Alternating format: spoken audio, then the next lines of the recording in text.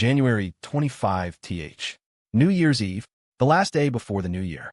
That morning, after selling the last batch of bread and pastries, the Sweet Return Bakery officially closed for the holiday, announcing they would reopen a week later. Around noon, Susan Wallace, leading her son and daughter-in-law, descended upon the Skyview Pavilion, the best restaurant in town, with the entire staff of her several bakery branches in tow. It was the same venue where Northwood High had held its graduation dinner. On the last day of the year, Susan, the proprietor, had gone all out, booking half of the main banquet hall. 8 large tables. The employees filled the space, from the cashiers to the kitchen assistants. The combined staff from all 3 or 4 locations numbered 60 or 70 people. More than half of them were young, beautiful women. Just having them all seated together created a stunning scene, a lively flock of orioles and swallows. Passers-by in the hall were so captivated they nearly forgot how to walk, craning their necks to get a better look inside. What kind of company was this? So many beautiful women. Even the Skyview Pavilion's own male waiters were suddenly buzzing with unprecedented enthusiasm, fighting tooth and nail for the honor of serving this particular banquet hall, just for the chance to steal a few more glances at the women. When the food arrived, no one was in a hurry to eat. Susan, beaming, produced a large red cardboard box, immediately capturing everyone's attention. Then, they heard Mrs. Wallace announce, "Everyone has worked so hard this year. There's a year-end bonus for each and every one of you. Take your bonus, have a prosperous and happy new year." The entire hall erupted in excited cheers, the female employees shouting with particular glee. "Mrs. Wallace, I love you. Stick with the boss, and you'll never go hungry. I'm a Sweet Return girl for life. Mrs. Wallace, I want to take care of you when you're old. I want to be your daughter-in-law." The cheering was getting out of hand. No one knew which fearless soul had blurted out that last line in her excitement. The air went silent for a full second. Every head swiveled to look at the young woman who had just declared her candidacy for daughter-in-law, their expressions a mix of pity and terror, as if they were looking at a dead person. The girl, who had gotten carried away, finally realized what she'd said. Her face paled. "No, wait, I didn't mean it like that." Her voice was on the verge of a terrified sob. But Clare, sitting beside Leo, just smiled serenely. "It's fine," she said. "It's just a joke. We're all happy today, so nothing's off limits." Her words instantly revived the atmosphere. The bakery staff immediately launched into a flood of compliments, endlessly praising the junior boss's wife for her magnanimity. As for the small matter of the junior boss's wife quietly taking out a small notebook and jotting down a name, everyone pretended not to see it. Susan handed the task of distributing the bonuses to Clare, watching with a smile as her daughter-in-law passed out the red envelopes to each employee. The more she watched, the more content she felt. This was her way of laying a foundation for her daughter-in-law, slowly winning the hearts of the staff. When she got older, she would personally hand the business over to Clare. Her daughter-in-law's family had their own business, right? Not important. Susan Wallace's little bakery empire was about to expand all the way to East Bay. What was her in-law's tiny little operation compared to that? Speaking of East Bay, Susan remembered the other important announcement she needed to make. At the table, she addressed her employees once more. Jenna and Laura, 2 of her most capable young women, were currently in East Bay, working tirelessly on site selection and renovations. After the new year, Sweet Return Bakery's first flagship store in East Bay would officially open. This was an expansion of their territory, and the first battle in East Bay wouldn't be easy. She would need to select a group of the best and brightest employees from the Northwood branches to go.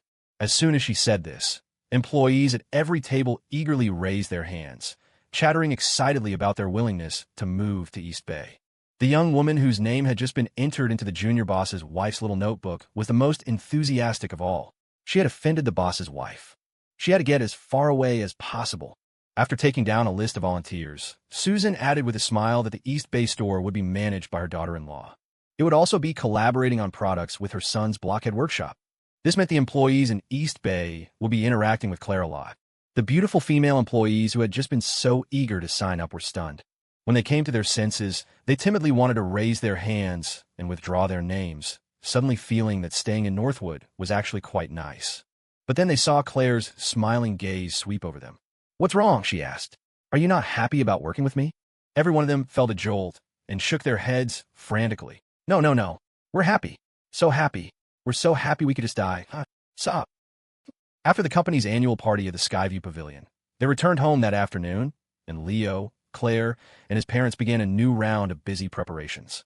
The New Year's Eve dinner would, of course, be a meal for the four of them. The Wallace men joined forces in the kitchen, cooking up a magnificent feast.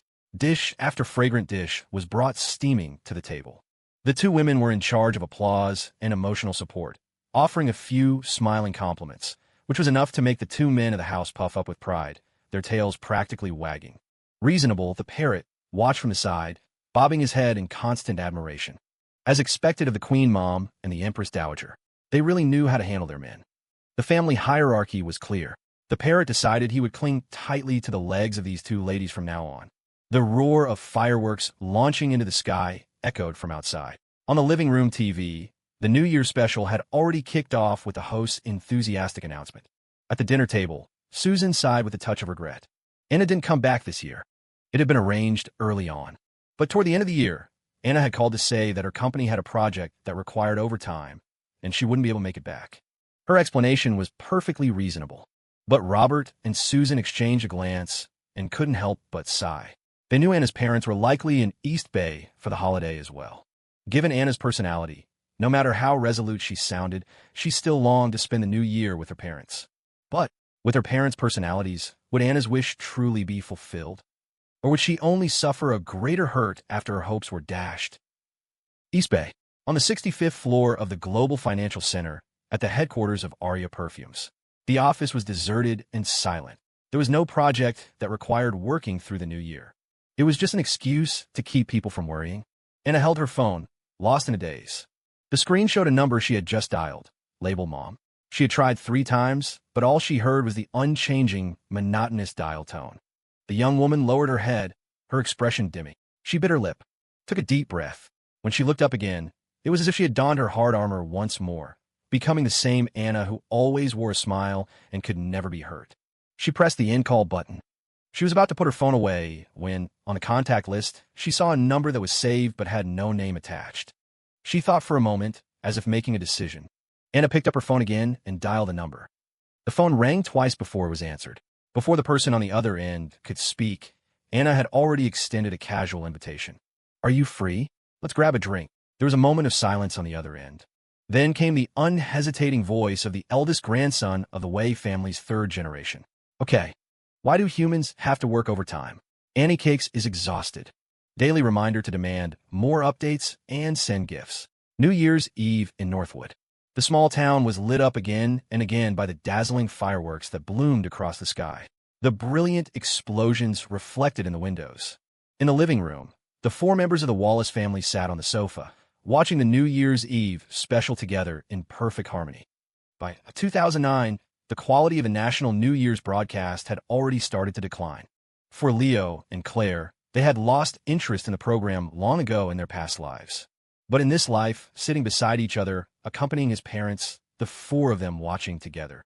It was all about the warm, peaceful atmosphere of New Year's Eve. The opening song and dance numbers were as lively as ever. But when it came to the classic comedy routine, the performance felt a bit lackluster. While Robert and Susan still watched with relish, laughing nonstop, the younger generation was already starting to lose interest. Leo picked up his phone, logged into Happy Nest, and couldn't help but smile. Clare, sitting next to him, glanced over inquiringly. Leo grinned and handed her the phone. On New Year's Eve, while every household was gathered around their TVs, Happy Nest had already rolled out a planned feature, a live text commentary and a real-time comment section. At that moment, tens of millions of Happy Nest users were participating in the discussion. The comments were flying by so fast they were a blur. The wit was scathingly brilliant, each comment more creative than the last. You could die laughing and then be revived by pure rage. Claire couldn't help but laugh, too. After a moment, she frowned and remarked, "The users are so harsh. Comments like, 'Maybe XX shouldn't be on the show anymore. This is great for helping me sleep,' and 'Thanks to the comedians for curing my insomnia,' were just the average-level jabs." The most incisive comment was even selected as a featured highlight. It was concise, just 2 words, impersonating comedy. It was enough to make you keel over laughing. Now that his wife had spoken, Leo adopted a righteous tone. "Exactly. They're going too far." Of course, he wouldn't tell her that he was the one who had posted that featured comment. Happy Nest was planning to leverage the New Year's special to further expand its user base and solidify its status as a household name on the national internet scene. During the company meeting, employees had brainstormed all sorts of wild ideas. In the end, it was Leo who made the final decision. Use the simplest method, go viral by creating memes. He trusted the user's own meme-making abilities, and, as Happiness CSO, he naturally had a duty to lead by example, seeding the discussion with some classic memes from the future. The show continued. After a few uninspired comedy and dance numbers, the first blockbuster performance of the night finally arrived. A collaboration between Jay Cho and a famous folk singer performing Compendium of Materia Medica. The live comment section on Happiness exploded. Even Clare, watching the duet on TV, nodded slightly and offered a word of praise for the man on screen. He's very handsome. Leo nodded in agreement. The Jay Cho of 2009 was still in his prime, young and handsome, a dazzling presence on the stage. Who would have thought that a decade later, he'd become a chubby king of bubble tea? After nodding, Leo suddenly realized something and grew displeased. Is he more handsome, or am I? Clare was exasperated. Are you a child? You're getting jealous over this. But a boyfriend needed to be placated. You're more handsome. You're the most handsome man in the world, happy now. Robert and Susan, sitting on the other side of the sofa, watched the young couple's affectionate bickering with smiles. Robert, feeling envious, sidled up to his own wife. Honey, what about me? Where do I rank? He was met with a withering eye roll from Susan. Handsome? You wish. You've gained 20 pounds in 6 months.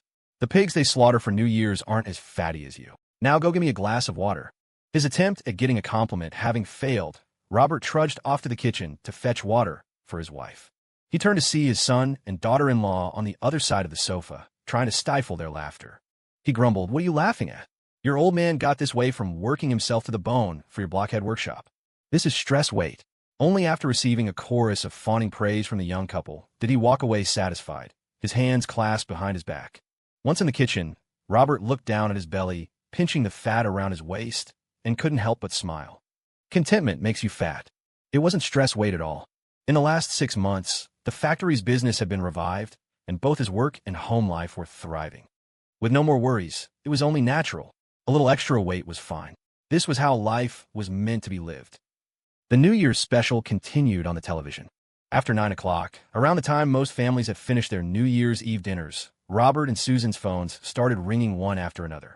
It was old colleagues from the factory, employees, and old friends, all calling to cheerfully wish them a happy new year, exchanging pleasantries. Leo and Claire also received calls. Some were from their roommates from the single slaughterhouse. Others were high school classmates and university friends. The division heads from Sterling Holdings were even more diligent, calling Claire one by one. Listening to their eager, fawning tones, you'd never guess they were vice presidents and department managers. It was as if Claire was their supreme leader. Oh wait, that was basically true. Never mind then. Evelyn Vance called too. She must have agonized for a long time over which of the two to call, finally dialing Claire's number. At that moment, Claire had just gone to the restroom, leaving her phone on the sofa. Seeing the caller ID, Leo casually picked it up and answered. The next second, he heard Evelyn's cautious, trembling voice on the other end. Hello, little Miss Sue. It's me, Evelyn Vance. I hope I'm not disturbing you. With the new year approaching, I wanted to wish you a happy new year. May all your wishes come true, and may your family be happy and healthy. The torrent of blessings sounded like it had been prepared from script, recited in a single, breathless rush. Leo laughed. Evelyn, I never knew you were such a suck-up. Evelyn froze on the other end. Then, realizing what had happened, her embarrassment turned to fury. You little brat, you're messing with me, aren't you? You just wait. When you get back to the office after the holiday, see how I deal with you. Just then, Claire returned from the restroom. Seeing her boyfriend holding her phone, she gave him a curious, questioning look. Leo grinned and handed the phone back to his girlfriend. On the other end, Evelyn was still rattling off a long list of punishments she planned to inflict on her apprentice upon their next meeting. Claire took the phone and said casually, Hello? Deal with what? The line went silent. East Bay, Rainbow Terrace, Sterling Holdings corporate apartments. In her room, Evelyn Vance stood frozen, phone in hand, feeling as if she was about to drop dead on the spot. Damn it, that treacherous apprentice. He set her up. After Evelyn, Yvonne Moreau also called to give the couple her New Year's blessings. As soon as the call connected, a lively crackle of firecrackers could be heard, mixed with the excited cheers of children. Yvonne's voice came through, as energetic and cheerful as ever. Happy New Year, upperclassmen and upperclasswomen. On their end, Leo and Claire had the phone on speaker, and they leaned in to laughingly return the greeting. They chatted for a bit and learned that Yvonne was spending New Year's Eve in the Finwood Old District with all the neighborhood aunts and uncles and a group of kids. For their New Year's feast, they had a massive potluck. It was loud and festive. While it lacked the refined cuisine of a high-end hotel, spending the evening with neighbors who were like family, surrounded by a warm, lively atmosphere, was more than enough. Yvonne had just finished eating and was now back in her own little house. She said she wasn't interested in the TV special. With nothing else to do, she had just started getting back to work, tackling some tasks for Mako Entertainment that had been left over before the holiday. Listening to her, both Leo and Claire were speechless. Claire reached out and pinched her boyfriend reproachfully, her eyes accusing. "Look what you've done, working little Yvonne to the bone." Leo grimaced, but held up his hands in a gesture of innocence. It had nothing to do with him. Miss Yvonne was just that driven. She was so diligent that even he, a black-hearted capitalist, felt a little guilty. Leo immediately tried to persuade her. "It's the new year. You should take a break from work. Go out and have some fun."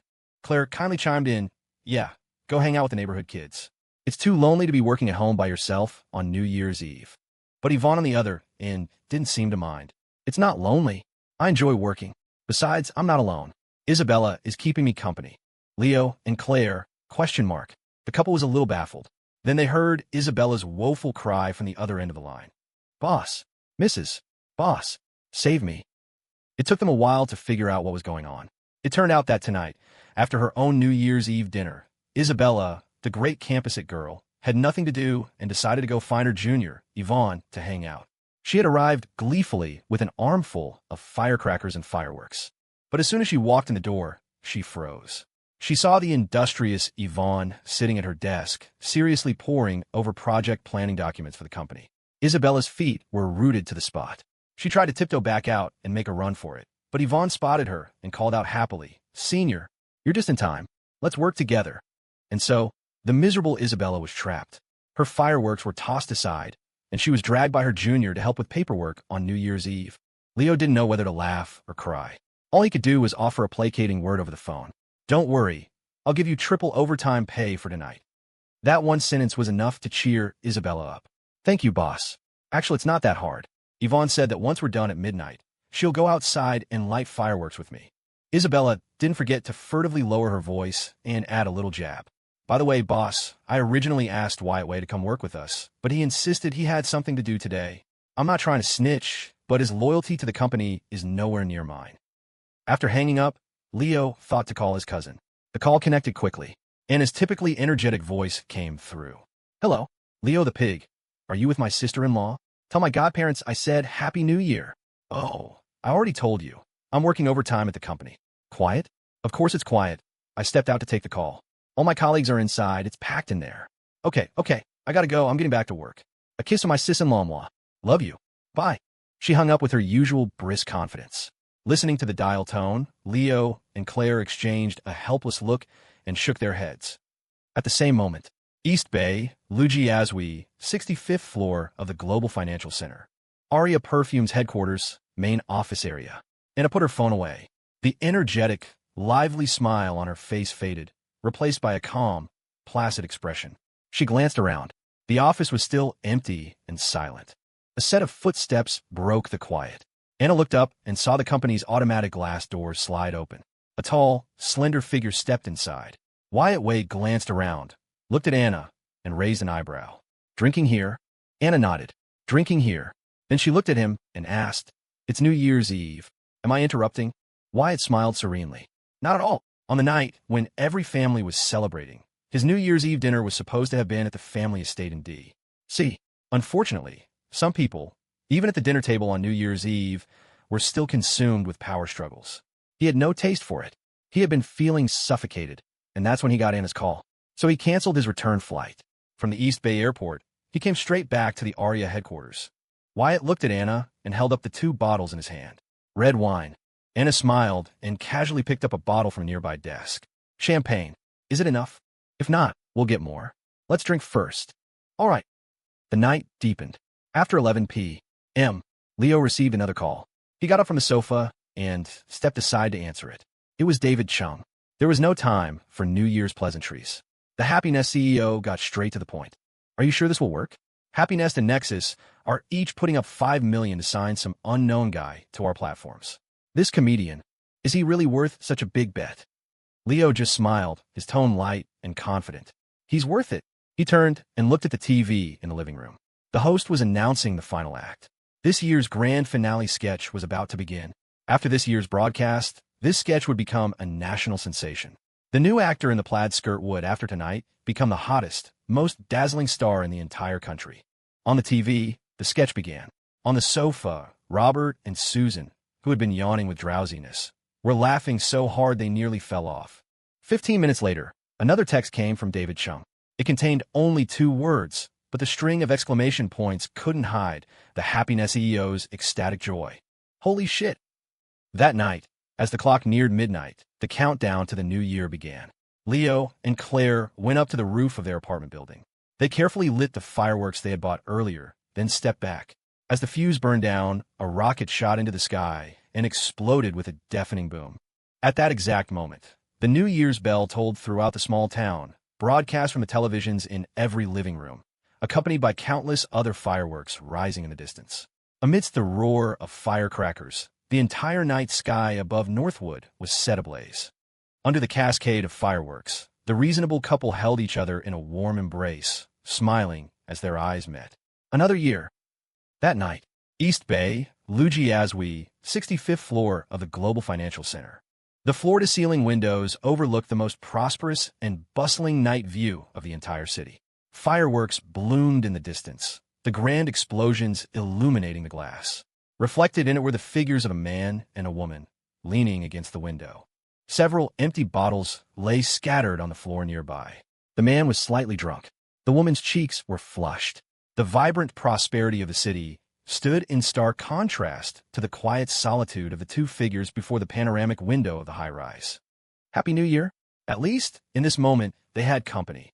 Perhaps 2 people's loneliness, when added together, could be a little less lonely. Anna was already struggling with the alcohol, but she tried to rally, picking up a bottle to take another drink, only to find it empty. She swayed on her high heels, about to get another bottle. From behind her came Wyatt's equally drunken warning. Careful! It was too late. Tripping over an empty bottle on the floor, Anna let out a small cry and stumbled. Wyatt, startled, reached out instinctively to catch her. He pulled too hard. The slender young woman was pulled into his arms by the momentum. In the distance was the magnificent curtain of fireworks over East Bay. In the foreground, a man and a woman stood locked in an embrace. A faint, pleasant fragrance filled the air. Wyatt subconsciously looked down at the beautiful girl in front of him. The blush on her lovely face was like a delicate accent, and under the influence of alcohol, it was enough to make one's heart race. Anna looked up at the man before her, dazed. Her thoughts seemed adrift. Just as Wyatt, flustered and uncomfortable, was about to let go, he felt a gentle fragrance brush against him. The girl in his arms rose slightly on her toes and lightly kissed him on the lips. It felt like an explosion in his mind. The eldest grandson of the Wei family's 3rd generation was so blank that, for a moment, he couldn't even hear the roar of the fireworks outside. All he could hear was the soft voice of the girl in his arms, whispering in his ear, "Thank you." That night, the night in D.C., was deep and solemn. A car passed through layers of security and slowly drove into a historic townhouse in Georgetown. In the back seat, the current head of the East Bay Crestview Group held a file folder, his knuckles white. The window reflected Conrad Crestview's grim, uncertain face. Finally, his expression hardened into one of resolve. Perhaps it was a deal with the devil, but at this point, only by latching onto this towering tree would he have any chance of getting revenge. Leo Wallace. The thought of that name made a cold fire burn in Conrad's eyes. The line had been crossed. This would be a fight to the death. The coincidence couple still needs a little more setup, but it's coming soon. Daily reminder to demand more updates and send gifts. New Year's Day. Early in the morning, the couple was jolted awake by a series of loud firecracker explosions and the roar of fireworks right outside their window. That's how it was in a small town. With no ban on fireworks, people unleashed a year's worth of stockpiled explosives in just a few days. The earth-shaking noise sounded like the start of a world war. The 2 had been sleeping soundly in their warm, thick blankets. The deafening pops and bangs rattled their brains awake. Clare, unusually grumpy from being woken up, groggily opened her eyes, lifted an arm, and slapped her boyfriend on the forehead. She tugged at his hair, haphazardly. Leo, handle it. Mister. Joe wasn't here. The task was unceremoniously passed to her boyfriend. Leo, also groggy after having his hair pulled, woke up. What could he do? He could only sit up, shut the window as tightly as possible, and crawl back into bed. He pulled his girlfriend into his arms and covered her ears with his hands. Handled. Let's go back to sleep. The couple huddled under the covers, tried to drift back to sleep. The next second, a certain tactless parrot flew in from outside, flapping its wings enthusiastically and squawking loudly. Happy New Year! Happy New Year! It was about to deliver its most fervent New Year's greetings to its king dad and queen mom when it saw the blanket lift just a crack. Two pairs of dead, emotionless eyes stared out. Reasonable shuddered. It flapped its wings and flew away, trembling. Later is good. Later is good. The parrot didn't have the guts to wake its masters again, but Robert and Susan were already up and dressed. From outside the bedroom, Susan's voice called out, Leo, Clare, get up. Breakfast is ready. Don't sleep in on New Year's Day. Familiar footsteps approached. Under the covers, Leo mumbled incoherently. Just a little longer. Clare and I are still tired. As he spoke, he instinctively reached to pull his soft, fragrant girlfriend tighter. But his arms closed on empty air. Leo, confused and still half asleep, blinked his eyes open. The person in his arms was gone. He looked up, completely baffled, to see that Bertha Sue had somehow gotten up and even changed her clothes. She stood by the bed, looking refreshed and energetic, just as his mother reached the doorway. The Wallace daughter-in-law gave her mother-in-law a sweet smile. Mom, I've been up for a while. It's just Leo who's still sleeping in. Don't worry, I'll get him up right now. Leo, ? Susan was beyond pleased with her daughter-in-law. Look at that. My daughter is so thoughtful. She turned and glared at her disappointing son. You're a grown man, and you still need your wife to wake you up. Leo? He couldn't help but look at his girlfriend. Bertha Sue turned her back to her mother-in-law and gave her boyfriend a sly, triumphant, fox-like grin. It was the same cunning vixen as always. During breakfast, a constant barrage of New Year's greetings via phone calls and mass texts bombarded the family's 4 phones. They barely managed a few bites of their meal, too busy replying to messages. After breakfast, Leo picked up his phone to wish his own friends and acquaintances a Happy New Year. First were his classmates and teachers, including his high school homeroom teacher, Iron Face Harrison, and the Dean of Students, Dean Evans. Then he called Dr. Alastair Finch. The old president's voice on the other end was as robust and drawn out as ever. You little rascal, you can't even stay out of trouble during winter break, can you? It turned out that word of the incident at Queen's Bar had reached the old man's ears. But his assessment of the matter was quite high. You handled it well. Your senior mentioned it to me and praised you too. Said you were thorough, brave, and clever. TSK. To be able to invite the city's police commissioner to the enemy's den and crash their party right in front of them. That's something only a kid like you could pull off. His interest was piqued. He started gossiping with Leo, asking for all the details of what happened. After hearing the story, he still seemed to want more, clicking his tongue and saying that Leo had been too soft. If it were him in his younger days, he could have taken on 100 thugs barehanded without breaking a sweat. The bragging almost reached the stratosphere. He ended with a sigh. I can't do that anymore. I'm getting old. Leo nodded in understanding. That's true. You're almost 80. You should take care of yourself. Dr. Finch. Realizing what was said, the old president on the other end of the line nearly flipped his table in anger. Who's 80, you brat? I'll only be 72 after the new year. 72. Leo chuckled as he wished the old man a happy new year and hung up. The old guy really had a lot of energy. For someone his age, he could curse up a storm without even pausing for breath. But it was fine.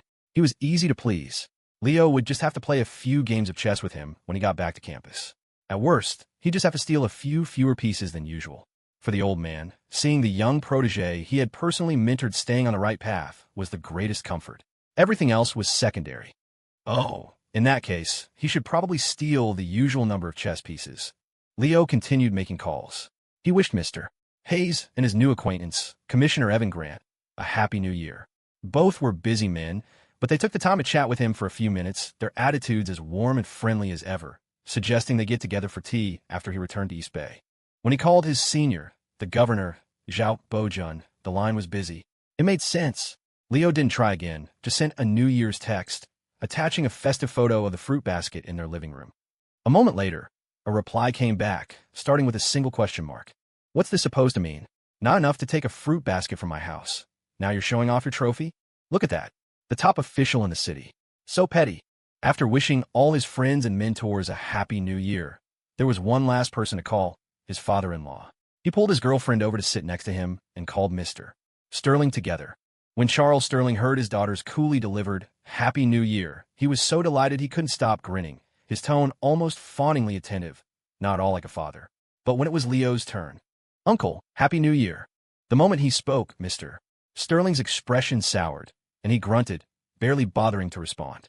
After a begrudging reply, he seemed to get another call and quickly hung up on his yellow-haired son-in-law. "Gotta go. My big brother is calling me." The line went dead. The young couple stared at the phone, confused. Big brother? What big brother? At the same moment, in the master bedroom of the Wallace house, Robert was on the phone, happily wishing his own brother a happy new year. Don't worry. I've got all the liquor your daughter took. Family takes care of family." It was a Northwood custom for celebratory feasts to be held at noon. For the New Year's Day lunch, the four Wallaces went out together to meet with Robert and Susan's old friends and colleagues.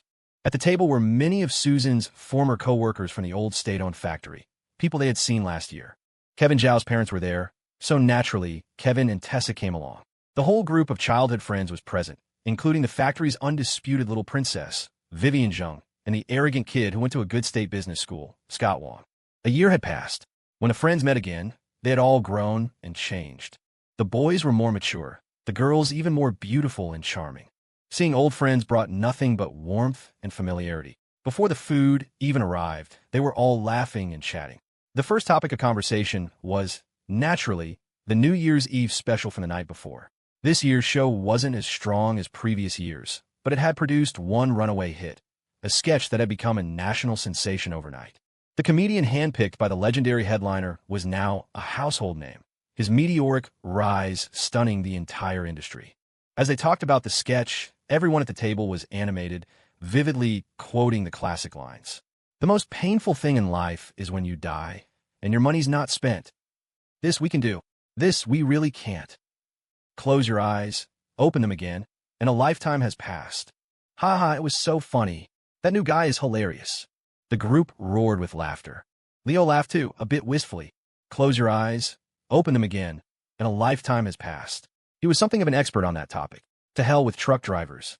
But he had to admit, as a reborn person with foresight, he had perfectly capitalized on the year's biggest pop culture moment.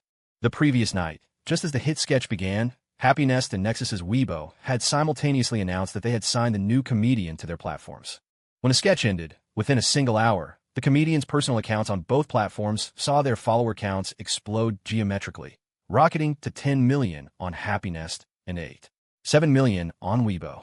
By noon today, his followers on both platforms had surpassed 25 million. Meanwhile, the two companies had reaped enormous benefits. Riding the wave of the sketch's popularity, they had each gained over 10 million new registered users overnight. When David Chung had called Leo that morning, he was practically cackling with glee. A $5 million signing fee from each company had yielded such a massive return. It was beyond their wildest dreams. Not like the Quad or Apex Social. They had also spent tens of millions signing celebrities for the New Year's special, but they had gambled on all the wrong ones. Not a single one had caught fire from the show's buzz. Their 8- and 9-figure investments had gone completely down the drain. Nexus's CEO, Carl Carlson, had been more direct on his call with Leo. "Nexus owes you one." Leo had been just as direct. "Don't just owe me. How about you make good on it with something tangible? Like, say, another 3 to 5% of the company's stock." Then he heard the dial tone. Sigh. Why were all these big-shot CEOs and governors so cheap? After lunch, the group of friends made their way to their old haunt, the vault, for an afternoon of karaoke. Once in the private room, despite it being the middle of the day, they ordered several cases of beer. This year, there was no showdown between the sisters-in-law, Anna and Clare, but the group was still having a great time drinking and singing. Vivian Zhang came over to toast Leo, her cheeks slightly flushed. "Last year you said you'd come visit Portland," she said reproachfully. "I waited a whole year and never saw you." Before Leo could answer, Claire smiled sweetly, linked her arm through her boyfriend's, and drank with Vivian herself. Sorry. Our Leo has been so busy this year. He just hasn't had the time." The other friends around them drew out their words in a teasing chorus. "No time, huh? Were you two so busy with every day, stuck together like glue?" Can't be apart for even a second, can you? For a normal couple, this kind of teasing might have made them blush. Unfortunately, they were dealing with a reasonable couple. Claire just smiled radiantly. That's right. The family's been pressuring us. We're busy making babies. The KTV room fell into a dead silence. The air froze. The terrifying memory of being dominated by Bertha Sue, the Jedi Master, returned. Every one of their friends' pupils dilated in shock. Holy shit! As the drinks flowed, the atmosphere in the room grew even more lively. Everyone was fighting for the microphone again. A lot of new pop songs had come out in the past year. The last one, Lucky, was a duet by Jason Mraz and Colby Calais. Amidst the cheers of their friends, Leo and Claire took the microphones and went up to perform. The alcohol was kicking in, and they were in a great mood. They put on a show, delivering the already sickeningly sweet song with even more saccharine flair. Leo made goofy heart gestures and professions of love, and even the usually cool Claire smiled, blew several kisses, and for the first time ever, gave her boyfriend a flirtatious wink in public. It was a public display of affection that was an area of effect attack. The entire room nearly overdosed on the sweetness. They clutched their chests, full of regret. What were they thinking? They had to be masochists to subject themselves to this on New Year's Day. When the song finally ended, everyone immediately demanded a change of pace to wash away the cloying sweetness. Kevin Zhao bravely volunteered. Put on a song for me. I don't want to miss a thing. The great Kevin Zhao, after 6 months of training in Portland, had greatly improved his singing. Under the expectant gazes of the crowd, the soul-shaking intro began. Kevin gripped the microphone, took a deep breath, and let out a heart-wrenching wail. Don't want to close my eyes. The air rushed to his head. He couldn't sustain it. Before he could even get to the next line, he choked, his eyes rolled back, and he fell straight backward onto the floor. Everyone stared, dumbfounded. Holy crap, he really died? The party raged on. In a corner of the noisy room, Leo and Claire sat back and watched their friends have fun. Scott Wong, who had drunk 7 or 8 beers, stumbled over. Leo, see, come on, let's have a drink, you two. He plopped down next to them, nearly falling over. Leo quickly steadied him. Careful. Scott didn't seem to care. He shook his woozy head. Then he looked up, his eyes hazy, first at Leo, then at Claire, and let out a dopey grin. Hey, last year in the Southwest. I think I saw you too. Leo and Claire both froze. The Southwest. Daily reminder to demand more updates and send gifts. You can't trust what a drunk person says. 1 second, a bleary-eyed Scott Wong was trying to rally, insisting, I really did see you too. It was last year, March or April, or maybe May or June. I saw you at the airport in the Southwest. Leo and Claire were taken aback and were about to ask for more details when another friend came over to challenge Scott to a drink. After they downed another glass and Scott had chugged half a bottle of beer, his consciousness completely faded. When the couple asked him about it again, he was incoherent. Oh yeah, I saw you too. Wait, I think it was more than just you two. Batman was there and Spider-Man. And what's her name? The goddess from that movie. Ah, goddess, you're so beautiful. He reached out with a look of profound emotion toward the goddess. Vivian Zheng, who had been mistaken for a movie goddess, slapped her childhood friend unconscious on the sofa with a swift, merciless hand. Lie down, you. If you can't hold your liquor, don't drink so much. Then she turned to Leo and Claire and explained helplessly, he can't handle his alcohol. He just spouts nonsense when he's drunk. Then, remembering something, Vivian tapped her forehead. Oh, right. But he does go to school out there, and he was almost caught in the Great Southwest Quake last year. His family was scared to death. They were so relieved when they heard his school wasn't too close to the epicenter and he was fine. They wanted him to come home right away, but he refused. He went behind their backs and signed up with some classmates to volunteer in the disaster zone. As she spoke, Vivian's gaze softened as she looked at the drunk and sleeping Scott. That guy, he's usually so arrogant and full of himself. But when something big happens, he really has a mind of his own. His parents complained about it later, but you could tell they were really proud. Leo and Claire understood. They looked at Scott on the sofa with a newfound respect in their eyes. Yeah, Leo said. We're all from Northwood. We're good people. There were the people of Northwood who had braved the snowstorm to hold a charity bake sale. There were students like Scott who, when faced with a disaster, volunteered without a second thought. And there were people like Sarah Lynn and Chloe Choi who had unhesitatingly stood up to help in a moment of crisis at the bar. The town might be small, but the hearts of Northwood's people were big enough to hold the entire country. You two are the same, Vivian said, looking at the couple with a smile. The legendary power couple. I heard all sorts of stories about you in East Bay while I was at school in Portland. That viral cosplay photo from the East Bay Anime Fest last year was you too, right? I recognized you instantly. And I heard you caused a huge scene at the train station on your way back this time. When I tell people I know you, I feel really proud, too. Claire and Leo paused, then exchanged a glance and smiled. It was nothing, Leo said. We just happened to be in the right place at the right time and did a few reasonable things. His tone was light and breezy, as if summarizing the thrilling and magnificent events of the past year in a single sentence. As he said, for the disaster magnet couple, the so-called legends and stories that people loved to tell were nothing more than a series of coincidences and reasonable actions. What are you guys talking about? So happy? Tessa Yuan asked as she struggled to drag her nearly unconscious boyfriend over to the sofa.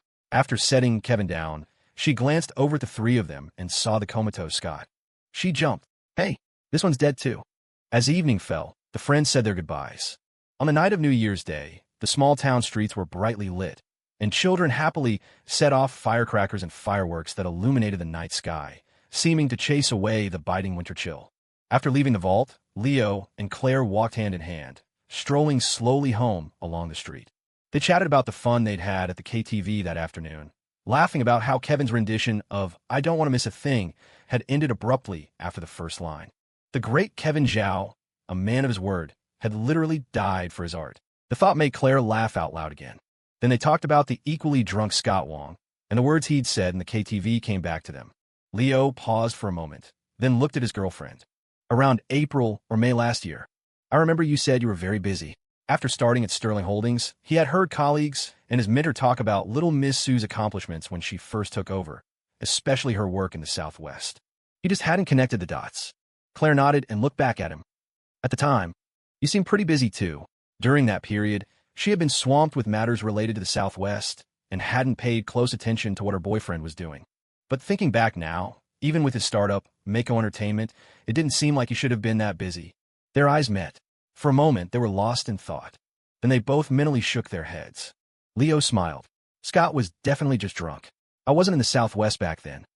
Claire smiled back. Yeah, me neither. A reborn person, gifted with foresight. It was something they couldn't possibly explain to the other. And they certainly couldn't imagine that such a thing could have happened to more than one person. They pushed the thoughts away. When their eyes met again, they were relaxed and smiling. They took each other's hands and continued walking home. On the night of New Year's Day, 2009, the deepest secret between the couple had briefly rippled to the surface, only to quickly subside. But a ripple, once made, always leaves a trace. That night, in a taxi on the way home, Scott Wong, in the back seat, finally woke from his drunken stupor, complaining of thirst and a headache. Vivian Zheng, who had insisted on seeing him home, sat next to him, both amused and annoyed. Feeling it now, are you? You have no idea how embarrassing you were at the KTV, spouting all that nonsense. She then vividly recounted his drunken performance. Scott was still hazy, but he frowned and mumbled, "It wasn't nonsense. I really did see them at the airport. I think. I didn't even see them together." That night, the Lunar New Year in East Bay was just as brightly lit and bustling. In the city center, a small street-side smoothie shop was open. The owners were a young couple in their early 30s, not originally from East Bay. They hadn't gone back to their hometown for the holiday, spending New Year's Eve together in the city. On New Year's Day, with nothing to do at home, they decided to open the shop early. A new year, a new start. The wife was organizing ingredients behind the counter. The husband went over to the shop's memory wall to take down the old Polaroid photos from their Christmas event, clearing space for new customers. The bell on the door chimed. Two girls in their early 20s, their faces flushed from the wind and snow, burst in. "Ma'am, 2 red bean smoothies, please." They sat down at a table by the window next to the memory wall, chatting and laughing. They noticed the shop owner taking down the photos and curiously went over to help, flipping through the pictures with interest. Then, seeing 2 photos that were next to each other, one of the girl's eyes lit up. "Hey, look, isn't this that power couple from the Anime Fest last year?" The other girl leaned in and her eyes widened in surprise. "It really is. The reasonable couple. I follow their account on Happy Nest." It was like an unexpected celebrity sighting. The 2 girls were ecstatic. They held the 2 Polaroids like treasures, examining them over and over, marveling at the stunning beauty of the woman in the photos and swooning over the handsome face of the mysterious male lead, finally revealed. They flipped the photos over and saw the messages written in two different hands, destined to meet again, and to meet once more. And below the different handwriting were the same dates, 2024, 4, 1-2008, 12, 25. The two girls looked at each other, confused. 2024, April Fool's Day? What does that mean? They didn't understand. But that didn't stop them from eagerly taking out their phones and snapping pictures of both sides of the Polaroids to keep. Click, the crisp sound of camera shutter, like the quiet turning of a gear in the machine of fate. On the second and third days of the new year, the people of Northwood began their rounds of family banquets. Clare, naturally, accompanied her boyfriend, attending gatherings with his parents' relatives on both sides. The great Miss Sterling, who could command a room with her cold, imposing aura at her own family's functions, transformed into the perfect, dutiful daughter-in-law at her boyfriend's family parties. With a sweet smile, she played with the children, giving them little toys and gifts she had prepared. She greeted the elders with impeccable manners, leaving no room for criticism. The relatives were all thoroughly impressed. Leo found himself a wonderful wife. How long have you two been together? You have to hold on to a girl like this. Have the parents met yet? Hurry it up. So what if you're still in school? You can start planning the engagement. Faced with this good-natured teasing, Clare lowered her head shyly, the tips of her ears turning red, her voice tinged with bashfulness. Whatever is fine. I'll listen to whatever Mom and Dad arrange. This drew another round of praise. What a wonderful girl. So gentle and shy, just adorable. You'd never guess she was the same person who had once declared, if the old man doesn't agree, then we can do without the old man. After the first round of food was served, Clare, with Leo by her side, went around the table to toast the elders. When they reached Leo's maternal grandmother, the old woman, nearly 80 but still in good spirits, took her future granddaughter-in-law's hand and couldn't bear to let go. She showered her with praise in her thick, local dialect. Clare couldn't understand the complex village dialect and looked to Leo for help. Leo dutifully translated. Grandma says you're so lucky. You really hit the jackpot finding a boyfriend like me. She says you should burn incense every day to thank the heavens. He was just making it up on the spot. Even a fool could tell he was lying. But in front of all these relatives, Clare had to maintain her persona as the perfect Wallace daughter-in-law.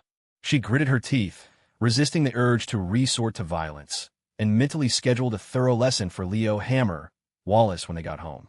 Grandma didn't understand English, but she could see that her grandson was teasing his girlfriend. She playfully slapped the back of his hand in warning, then smiled and patted Clare's hand gently. Clare looked up and met her grandmother-in-law's eyes. The nearly 80-year-old woman's eyes were bright, filled with warmth and joy. It suddenly calmed Clare's nerves. Feeling the old woman's kindness and affection, a warm current flowed through her. Then, a thought occurred to her. She looked at the kind, gentle face before her and felt a momentary daze. If it weren't for what happened with her mother, she would have wished for a grandmother just like this. On the third day, the family had dinner with Robert's relatives. They were just as effusive in their praise for Clare, who was attending her first gathering on this side of the family. Toasts were made constantly. All of Robert's side of the family was there, except for one. Your second aunt and uncle didn't come, Leo's younger aunt said with a touch of regret. And that girl Anna isn't here either. It would have been livelier. The Wallace relatives all knew, more or less, about the situation with Anna's family, so the topic was quickly dropped, shrouded in a sense of unspoken regret and helplessness. Leo and Clare exchanged a glance, a flicker of worry between them. Annie Cakes hadn't come back to Northwood this year. If she hadn't reunited with her parents either, they wondered how lonely her New Year's Eve must have been. After spending the first 3 days of the new year at home, eating and drinking their way through banquet after banquet, the couple had each gained a few pounds. By the fourth day, Leo and Clare were packing, ready to head back to East Bay. Sterling Holdings was starting back up in a few days, and Leo himself had plenty of business and personal matters to attend to. This time, Robert and Susan weren't as reluctant to see them go. Robert's mold factory was also reopening soon to resume production, and Susan had her own plans. In a few days, she would be taking a hand-picked team of employees to East Bay herself to prepare for the grand opening of the flagship bakery. On the afternoon of the fourth day, after lunch at home, the couple took their luggage and their equally chubby parrot and got into the car Kevin and Tessa had driven over to take them to the station. At the platform, the two couples exchanged a few words before waving a cheerful goodbye. Once on the train, as the car slowly pulled away from the station, leaving Northwood behind, Clare watched the familiar scenery of her hometown fly past the window and sighed. We were back for such a short time.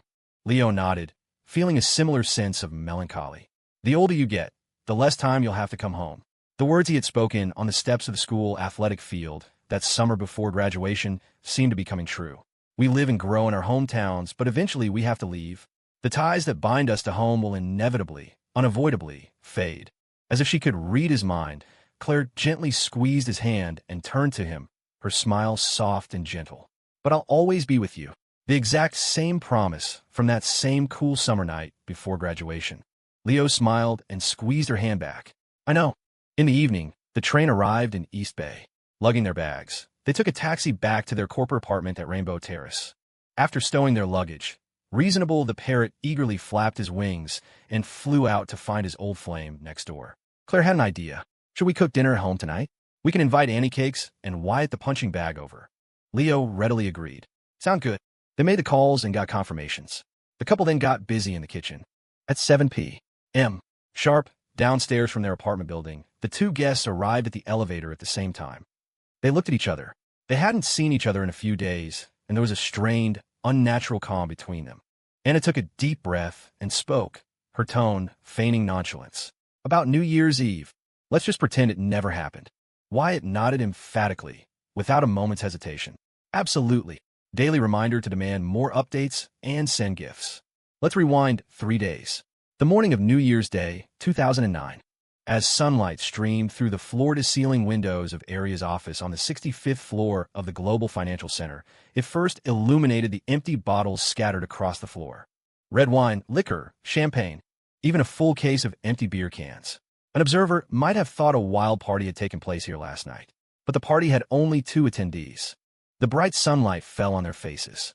The man, who had been sleeping on the floor with his head on a chair, instinctively rubbed his eyes. The girl, sleeping soundly leaning against a pillar, frowned and waved her hand as if to swat away the annoying light. Eventually, neither could withstand the glare any longer. They groggily opened their eyes. As their vision cleared, they rubbed their throbbing, hung-over heads and looked around. Their eyes met.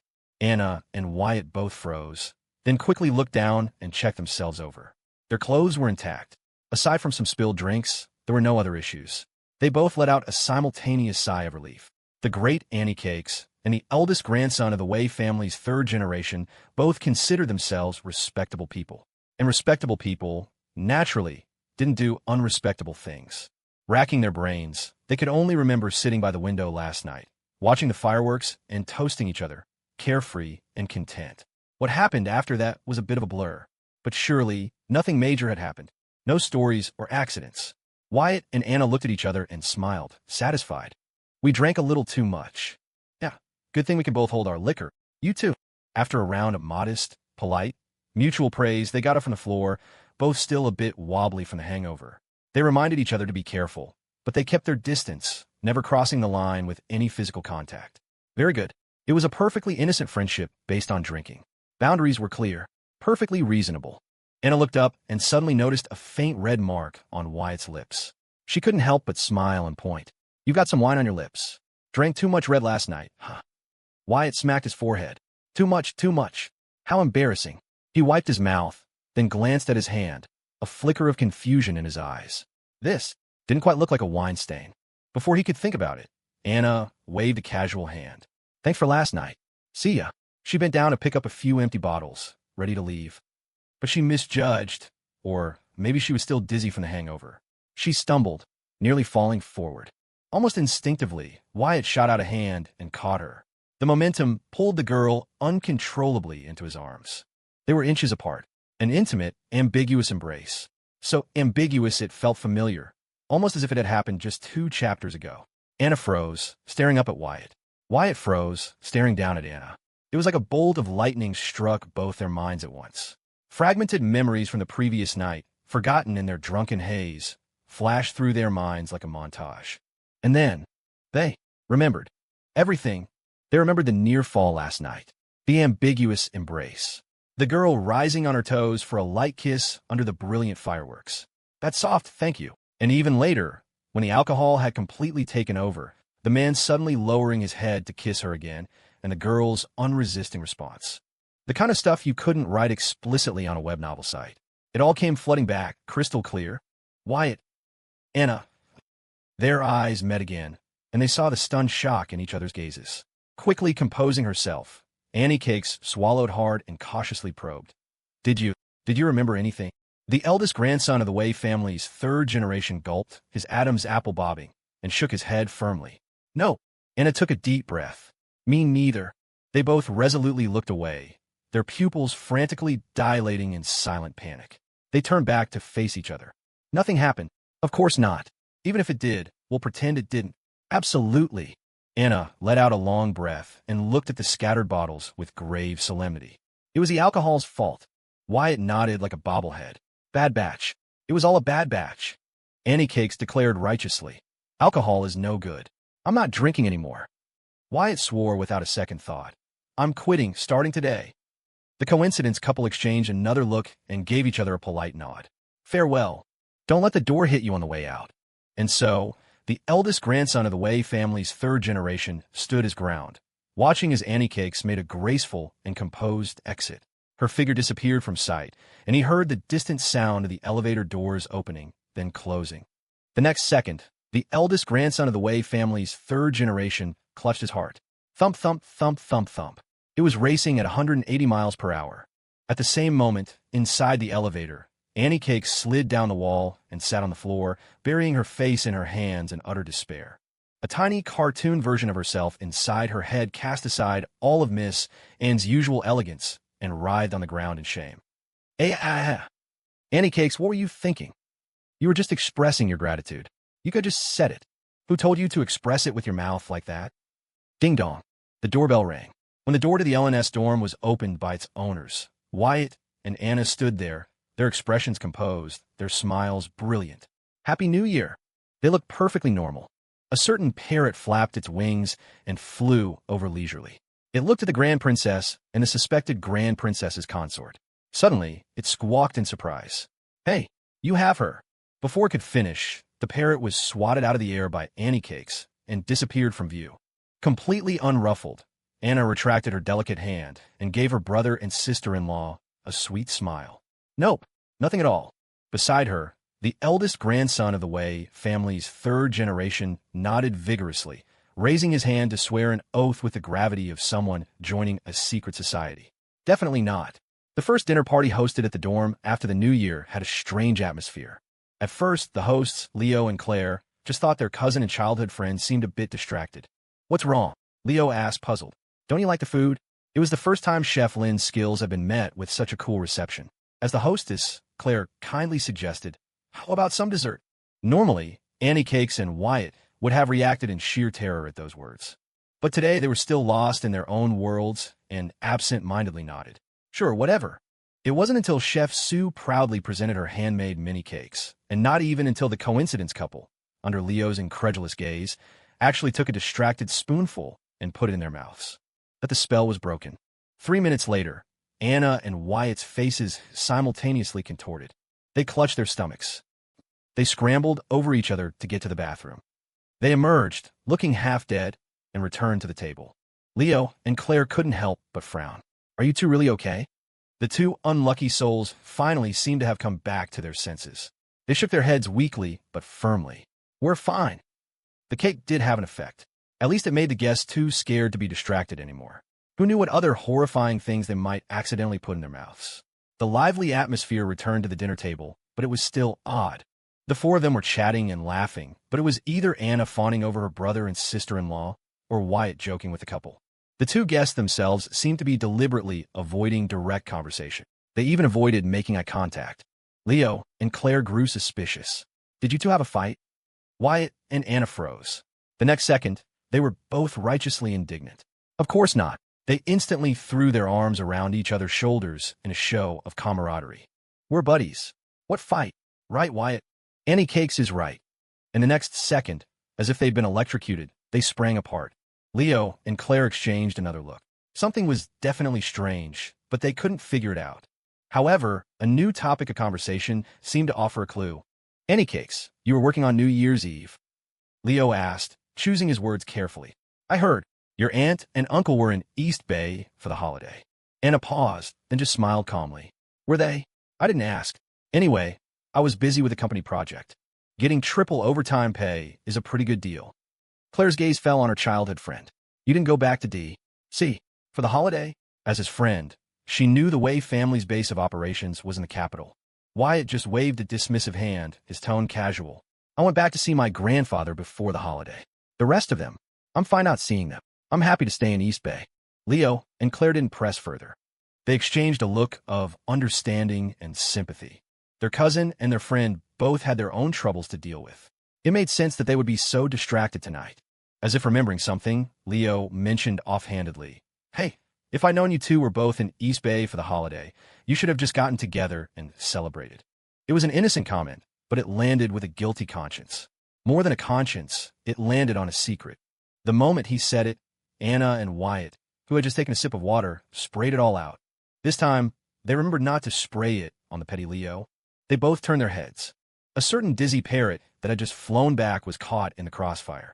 The poor bird, having just recovered, was soaked again and fell onto the sofa in a daze, flapping its wings. Someone speak for me. Someone speak for me. This only deepened the couple's confusion. What's wrong now? Wyatt and Anna tried to stay calm. And nothing. They looked down, their pupils vibrating in unison. The biggest downside of the dorm compared to the LNS house was its size. Even though the hosts wanted their guests to stay the night, there were no spare rooms. The conversation wound down around 10 o'clock. It was late. Wyatt and Anna got up to leave. Leo and Claire walked them out, then had to clean up the leftovers. More than half of Chef Sue's mini cake remained. In the spirit of not wasting food, she suggested her boyfriend finish it. Leo's face paled, and he tried to make a run for it. I'm full. Claire insisted. You have a separate stomach for dessert. Have a bite. How about I take it to Evelyn later? She's probably already asleep. We don't even know if she's in her dorm. Leo, do you not like my cake? Nonsense. I love it. Then have a bite. I'm sleepy. I'll have it tomorrow. Oh, I think Kevin's mom is having another baby. I should call and ask. Stop right there. Leo hammer Wallace, don't you run. The sounds of a chase ensued. It could be heard all the way down the long hallway. Anna, who had just reached the elevator, couldn't help but smile, a genuine sigh escaping her lips. It's so nice. There was envy in her voice. Envy for her brother and sister-in-law's playful, warm, and loving relationship. Wyatt smiled and nodded in agreement. They stepped into the elevator together. As the doors closed and the car began its descent, the air grew quiet again. Just the two of them, standing in silence. Wyatt looked at Anna, who seemed to be deliberately standing with her back to him. He hesitated, trying to find the right words. But before he could speak, the girl with her back to him spoke first, her voice soft. About what happened on New Year's Eve. Thank you. It was as if she was bringing up the past. Wyatt was taken aback, not understanding her meaning. Anna didn't turn around, hiding her expression, her voice continuing softly. But it was just a thank you. And it stops at thank you. She didn't spell it out. Her tone was calm, but there was a serious, resolute determination in it. Wyatt understood. He looked at the girl's back, a sense of clarity in his eyes. He could feel her trying to rebuild the walls around her soft, vulnerable heart. There had been a moment of warmth, of a spark. But after that moment, she had habitually retreated, curling up like a hedgehog, protecting herself with her quills. He couldn't blame her, because for him, it was the same habit. He looked at Anna, a faint sigh in his heart, but his face remained calm, a smile on his lips. Okay, don't worry. These two are getting there. Writing the main plot finale is so hard, especially the back-to-back climaxes coming up. Daily reminder to demand more updates and send gifts. The 5th day of the new year, 2 days before the end of the holiday break for most office workers. The couple woke up early and went back to the Sterling family estate in East Bay to pay their New Year's respects to Charles Sterling, the old man. When they arrived, they also saw the other Sterling elders and younger family members and politely greeted them one by one. The Sterling elders were practically falling over themselves, hardly daring to accept such deference from the family's heir and her significant other. They immediately produced thick envelopes of cash, eagerly pressing them into their hands. Happy New Year! Happy New Year! Just a little something. Don't be shy, take it. It had to be said, the Sterling family was generous. As the son-in-law, Leo was a bit embarrassed at first, politely refusing. This is too much. Really, you don't have to. Then an envelope was shoved into his hands. He instinctively waited. Whoa, at least 5 or 6,000 in this one. Thank you, Uncle Spencer. Uncle Graham, you're too kind. Uncle, oh, you don't have cash? That's fine, a wire transfer works too. After a full round of greetings, exchanging a few worthless well wishes for at least $60,000 or $70,000 in cash gifts. Leo was beaming. The Sterling elders hadn't dared to refuse, and they had to make the gifts substantial. Didn't they see a certain Bertha Sue standing right there, watching? Leo, his hands full of cash, turned to his girlfriend with satisfaction. Your family is so generous. Claire was all smiles. They are. It's a Sterling tradition to give cash for the new year. Want more? Leo waved his hands righteously. No, this is plenty. One shouldn't be too greedy. Claire reminded him. There are still 7 or 8 uncles in the living room next door. Leo's spirits lifted. But on the other hand, it would be very rude not to greet everyone. Come on, let's go. He grabbed his girlfriend's hand and stormed the other living room. The way he was going, it looked less like paying respects to his elders and more like a mob boss collecting protection money. Finally, they met with Mr. Sterling in his study. When it came to wishing his father-in-law a happy new year, Leo didn't dare ask for a gift. After all, he had already stolen the man's daughter. Asking for cash on top of that would be suicidal. He was on his best behavior. Charles Sterling sat on his chair, accepting the greeting with a couple of grunts. Claire shot him a look. Mr. Sterling's eye twitched. Reluctantly, he pulled out a thick envelope and handed it to his yellow-haired son-in-law. Here, Happy New Year. Leo saw how thick the envelope was, at least 10,000, and quickly waved his hands. No, uncle, this is too much. Charles immediately tried to pull the envelope back. Fine, then you don't have to take it. Before he could finish, he felt his daughter's icy gaze on him again. Mr. Sterling's hand froze. He begrudgingly shoved the envelope back. I said take it. He watched with great displeasure as his son-in-law thanked him and took the money. This kid was a financial drain. But then he remembered that he had already recovered the expensive liquor his daughter had taken, thanks to his good brother in Northwood. His mood instantly improved, cutting his losses. His old brother was truly reliable. Composing himself, Mr. Sterling once again assumed his stern father-in-law persona and began to lecture his son-in-law, asking about his studies and his work at Sterling Holdings. After being brought up to speed, he waved his hand dismissively as if shooing away a fly, telling him he could get lost. As Leo was leaving, he noticed a few fruit baskets on a nearby table and glanced at them. Charles saw his gaze and waved a hand again. Those are gifts I brought when I went to visit the governor the other day. Governor Zhao Bojun, you know him? Of course you don't. The top official in East Bay. Incorruptible, a brilliant administrator. So many people would kill for a chance to visit him during the new year, and I only managed to secure a meeting at my level with a bit of luck. And he even returned the fruit baskets I brought him. His tone was full of deep sentiment, and he didn't forget to show off his connections to his son-in-law. Leo nodded repeatedly, thoroughly impressed. That's true. You're amazing, uncle. That afternoon, Clare stayed at the Sterling estate to handle some family and company business. His father-in-law's words had given Leo an idea. After telling his girlfriend, he took a taxi to the governor's residence to pay his own New Year's visit. The new year had just begun, and Governor Zhao Bojun was incredibly busy with a constant stream of visitors. But he still made time to see his junior. One after another, important-looking men in executive jackets, carrying lavish gifts, left with expressions of humble and helpless resignation. A young man like Leo, standing at the door empty-handed, was particularly conspicuous. As the officials left, they couldn't help but steal glances at the handsome young man, wondering who he was. Unsure of his identity, they didn't dare approach him, silently speculating that he must be a close younger relative of the governor. After seeing off his other guests, the governor came out. The fatigue was visible on his face, but when he saw Leo standing there empty-handed, his expression relaxed into a smile. You came? You're a smart kid, not like the others who insist on bringing things. Saves me a lot of trouble. As the city's top official, other visitors were always cautious, almost fearful. They were told not to bring gifts, but who would dare show up empty-handed? But when they did bring gifts, it became a headache for the governor, who had to politely or firmly refuse each one. By the end of the day, his throat was raw. Seeing his junior arrive so casually, without any gifts, was a refreshing change of pace. He could take a sip of tea and even joke around a bit. But Leo looked indignant. Who said I didn't bring anything? I did too. He magically produced 2 fruit baskets from behind his back. See, Zhao Bojun was stunned. He looked at the baskets in Leo's hands. Then he was truly shocked. You really just brought the baskets? Just the baskets, without any fruit. The 2 fruit baskets were completely empty. This wasn't a gift.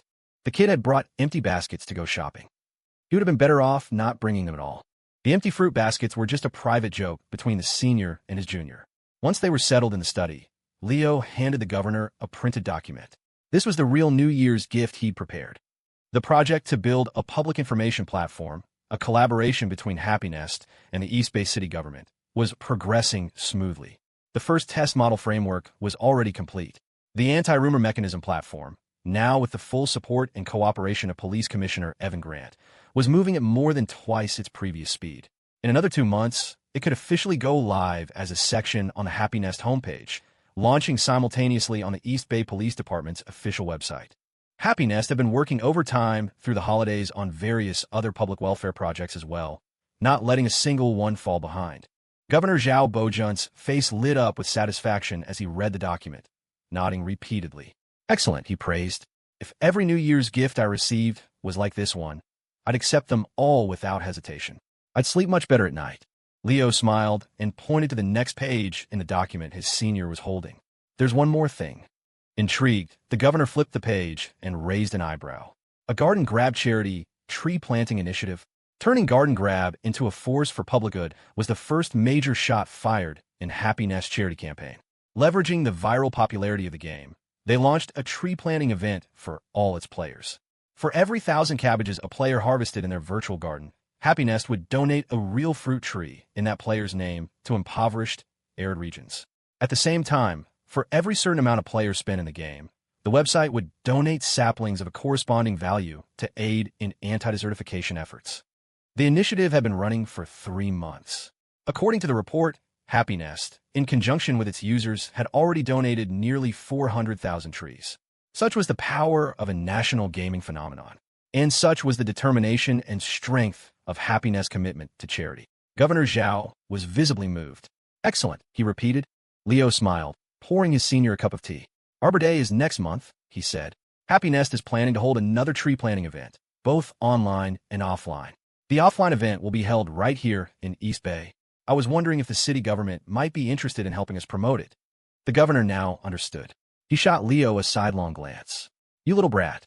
You're trying to rope me into this." Leo nodded without a hint of shame. "That's right. Anyone else would have had a heart attack seeing some kid speak so brazenly to the city's top official. But Zhao Bojun just roared with laughter. "Fine. I'll do you this favor. I'll have Mr. Hayes coordinate with you. On March 12th, Arbor Day, I will personally attend Happinest's offline charity event." It had nothing to do with their personal relationship. Preventing desertification, planting trees for charity. These were great deeds that benefited the entire nation. There was no reason for the city of East Bay to sit on the sidelines. What did it matter if he was the city's top official?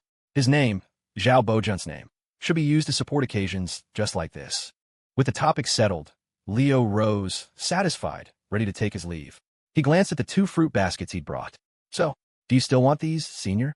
The governor was exasperated, waving his hand as if shooing a fly. Take them back. I don't need these things from you." Leo nodded humbly. Then he picked up the 2 empty baskets and, in one smooth motion, began loading them with fruit from the coffee table before politely bidding his senior farewell. The governor's mind was still on the documents. He casually glanced up at his junior's actions. It seemed so natural, nothing out of the ordinary. It wasn't until he heard the front door close that he felt a nagging sense that something was wrong. He looked up sharply at the now empty coffee table, his eyes widening. "You little punk," he roared. "I told you to take the empty baskets. Who told you to fill them up before you left?" In today's battle of wits between the senior and junior, Leo hammer Wallace scores a victory. On the 6th day of the new year, Leo met with Mr. Hayes and Commissioner Evan Grant for tea. In the tea house, they discussed business. He coordinated with Mr. Hayes on the itinerary for the joint offline charity event for Arbor Day in March. Then he and Commissioner Grant discussed the progress on the anti-rumor platform. The 2 influential figures in East Bay's political sphere found their appreciation and admiration for Leo growing ever stronger. Their desire to deepen their connection with him was no longer just about his relationship with the governor. It was becoming more genuine. They toasted with tea instead of wine, and with each cup, their friendship grew stronger. This was also the last day of vacation before the Sterling Holdings division returned to work. That evening, Clare gave Leo a heads up that she had invited Clark Sterling and Evelyn Vance over for dinner. Both were now core members of her team. In terms of familiarity and friendship, one was her blood relative, and the other had been her most capable general in her past life. In the team's future structure, these two would take on leadership roles and be entrusted with great responsibility. That night, Claire's two trusted aides arrived as invited. It was just a casual meal, nothing formal. So, as Clark's girlfriend, Lily Lou naturally tagged along, which meant she came face-to-face with Evelyn Vance once more. Leo and Claire were curious, looking between the two women. "You two know each other?" Lily smiled. "We met in the complex last time I was here. All your employees are gorgeous, Claire." Evelyn smiled modestly and returned the compliment. They seemed to get along perfectly well. And yet, both women frowned slightly to themselves. They couldn't put their finger on it, but for some reason, something about this beautiful, friendly woman just didn't sit right with them. The dinner was lively and enjoyable. When someone needed more rice, Lily volunteered and gracefully rose to help. She floated into the kitchen, patiently inspected the rice cooker and the pressure cooker on the stove, and finally selected a porcelain bowl, which she slowly filled, one meticulous spoonful at a time. Evelyn watched from the table, utterly shocked. She turned to the others, completely baffled. Is anyone actually going to get full eating like that? When it was time for another refill, Lily started to get up again. But this time, a powerful voice cut through the air. "Leave it to me." In the blink of an eye, the guests stared, dumbfounded, as Evelyn Vance was already sitting back at the table with a massive basin of freshly scooped rice. They hadn't even seen her move. Clark was stupefied. Leo and Claire, the lethal and savage couple, applauded like seals. Lily and Evelyn couldn't help but stare at each other again. Now, they understood. They were definitely not on the same wavelength. On the 7th day of the new year, work resumed. The vacation for the Sterling Holdings division on the 57th floor of the Global Financial Center was over. At the same time, on the 65th floor, the employees of Aria Perfumes also returned to their posts. In the open plan office, just as Anna returned to her desk, she was summoned by the HR manager. In the office, the manager informed her in a warm, friendly tone that she was being promoted.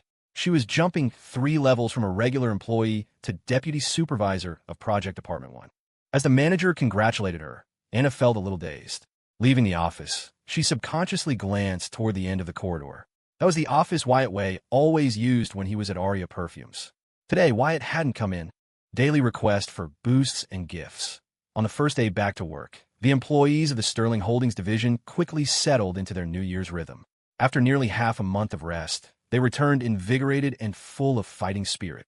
Each one of them was practically shouting, "I could plow 10 acres today. Wait, no, I could crank out 10 Excel reports." In any case, they were all radiating an admirable workhorse energy. That's just how it is for office workers. When you're at work, you dream of vacation. But after too long on vacation, you get restless and start looking for something to do. Yet, as they sat down at their desks, full of energy and ready to start, something fell off. Something was missing. Then it hit them. They looked around. "Hey, where's the intern? I'm thirsty. Someone get me some water." They hadn't seen him over the New Year break, and they'd actually started to miss the feeling of having their bladders filled to bursting 24 hours a day. Unfortunately for them, the intern Leo Hammer Wallace was also very busy today. After clocking in at Sterling Holdings in the morning, he slipped into an elevator, swiped a key card, and casually made his way up to his own company's headquarters on the 61st floor. First day back. First company-wide meeting of the new year at Happy Nest. The company's two anchors, the CEO and the CSO, couldn't be absent. With the bustling prosperity of East Bay's Lujiazui district visible through the floor-to-ceiling windows behind him, CEO David Chung delivered a passionate New Year's address. He painted a grand picture of the company's blueprint for the coming year. His motivational speech fired up every employee, who responded with enthusiastic applause and a torrent of compliments, which in turn made David feel like he was walking on air. Just then, Leo casually pushed open the conference room door and walked in. "What did I miss?" The employees below answered in a roaring chorus. "The CEO just finished selling us the dream." Leo chuckled and pulled up a chair next to David, whose face had instantly turned as black as the bottom of a pot. "All right, let's get down to business." The heads of various departments began to report on the progress of their projects. The plans for the new year were displayed on a massive white screen via projector. The operations of Happiness departments and the coordination between them had become increasingly refined. The company was starting to look more and more like a top-tier internet enterprise. Even Leo couldn't find much to criticize. After listening to the reports, he nodded in satisfaction and waved his hand, dismissing most of the employees. Only a few key department heads and core members remained. He took a sip of tea. Under the watchful eyes of the company's key players, Leo spoke casually. "There are a few more things I'll talk. You take notes. Leo laid out 3 items. First, the Happy Life and Happy Reviews sections of Happy Nest, which were modeled after Little Red Book and Dianping, respectively. Starting this new year, they would be officially spun off into 2 dedicated departments. The links would remain on the Happy Nest platform, but they would be treated as major independent projects, with their core functions gradually migrating away from the main site. Happy Nest feature set was becoming a bit bloated and needed to be streamlined. These 2 independent sections would become the company's other 2 pillars. If either one succeeded, it would be a business worth billions or even tens of billions. Second, charity. No matter how many times he had said it, Leo never tired of emphasizing it. The company's various charity projects were now mostly formalized and integrated with the government. But precisely because they now had the city's top official backing them, they needed to be even more humble, cautious, and meticulous. They couldn't tarnish the governor's reputation or bring shame upon their own company. However, if anyone still dared to cause trouble, Happy Nest was no pushover. Commissioner Evan Grant's contact information had been given to Hannah Ling. Leo had already spoken with him yesterday. With the head of the East Bay Police on their side, petty troublemakers wouldn't get far. Furthermore, the offline charity tree planting event for Arbor Day in March had to be perfectly executed. The governor himself would be attending. Leo's words were concise. The department heads in the conference room listened with bated breath, nodding and taking notes, not daring to miss a single detail, while feeling their blood boil with excitement. Unlike the CEO's dream-selling and motivational speech earlier, Leo's words, though delivered in a calm, matter-of-fact tone, carried a thrilling undercurrent of anticipation. So when Leo paused and spoke again, and the third thing, everyone instinctively held their breath again, their ears pricked and eyes wide, ready to receive their CSO's wisdom. They watched as he thought for a moment, then looked at his assembled subordinates. The third thing is, I seem to remember leaving several canisters of high-quality tea and coffee in my office before the break. Why is it all gone today? Can anyone explain that to me? The room was silent for a second. The next moment, the Happy Nest executives all turned their heads to the sky, avoiding their CSO's suspicious gaze and looking everywhere but at him. Oh, what beautiful weather. This ceiling is really... Ceiling what? Oh, right, the cleaning lady is having another baby today. I need to go congratulate her. I'll go too. And then they scattered, disappearing completely in 3 to 5 seconds. The only ones left in the conference room were the company's 2 partners, staring at each other. Finally, David Chung wilted under Leo's sidelong glare and threw up his hands in surrender. It wasn't me. All those guys had a hand in it. They said they were going to help clean your office before the break, and as they were cleaning, they swept all the tea and coffee off your desk. The corner of Leo's mouth twitched. He felt his fists clenching. Those guys. It was one thing not to bring their boss a gift for the new year, but they actually stole from him. Who did they learn that from? After a bit of banter, the 2 leaders turned the conversation back to business. Leo's earlier speech had left David feeling invigorated. He smiled and said, "The company's 1-year anniversary is this March. According to our current plans, we'll be taking even bigger steps this year. Things are only getting better." His voice was filled with excitement. Leo nodded, then suddenly asked, "Besides the East Bay headquarters, how many branch offices do we have now?" David was momentarily taken aback, then quickly answered, 9. Besides the initial ones in Portland, Austin, and Seattle, we've now added 6 more in Washington, D.C., Chicago, Denver, Boston, Los Angeles, and San Diego.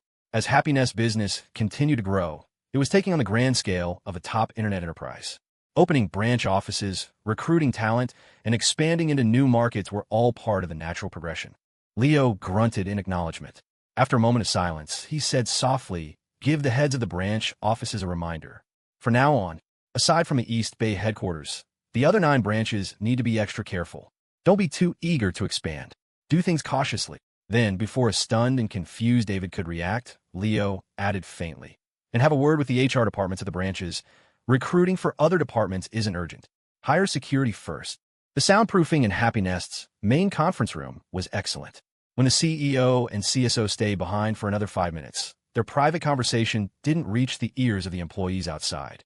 The department heads who had just scattered saw that their CSO hadn't come after them. Feeling safe, they cautiously peeked back into the conference room. Through the transparent glass walls, they were puzzled to see their 2 big bosses discussing something with solemn, serious expressions. They were completely baffled. "What's going on?" "We just took a little of his tea and coffee." "Is it really that big a deal?" The regular employees at their desks also noticed the change in expressions of the two bosses and their own direct supervisors. They carefully sidled over and whispered, "Mr. Wu, what's the situation? Did he find out about the tea and coffee? Should our marketing department return the stolen goods?" "Marketing can return it, but our tech department already divvied it all up. How are we supposed to give it back? Should we pool our money and buy him some new stuff? Same with our logistics department. We'll chip in too, as expected of Happy Nest." Turns out everyone got a piece of the loot. The two leaders inside the conference room had no idea what their subordinates were discussing outside, and they probably didn't care. After a brief discussion, they finalized some arrangements and walked out one after the other.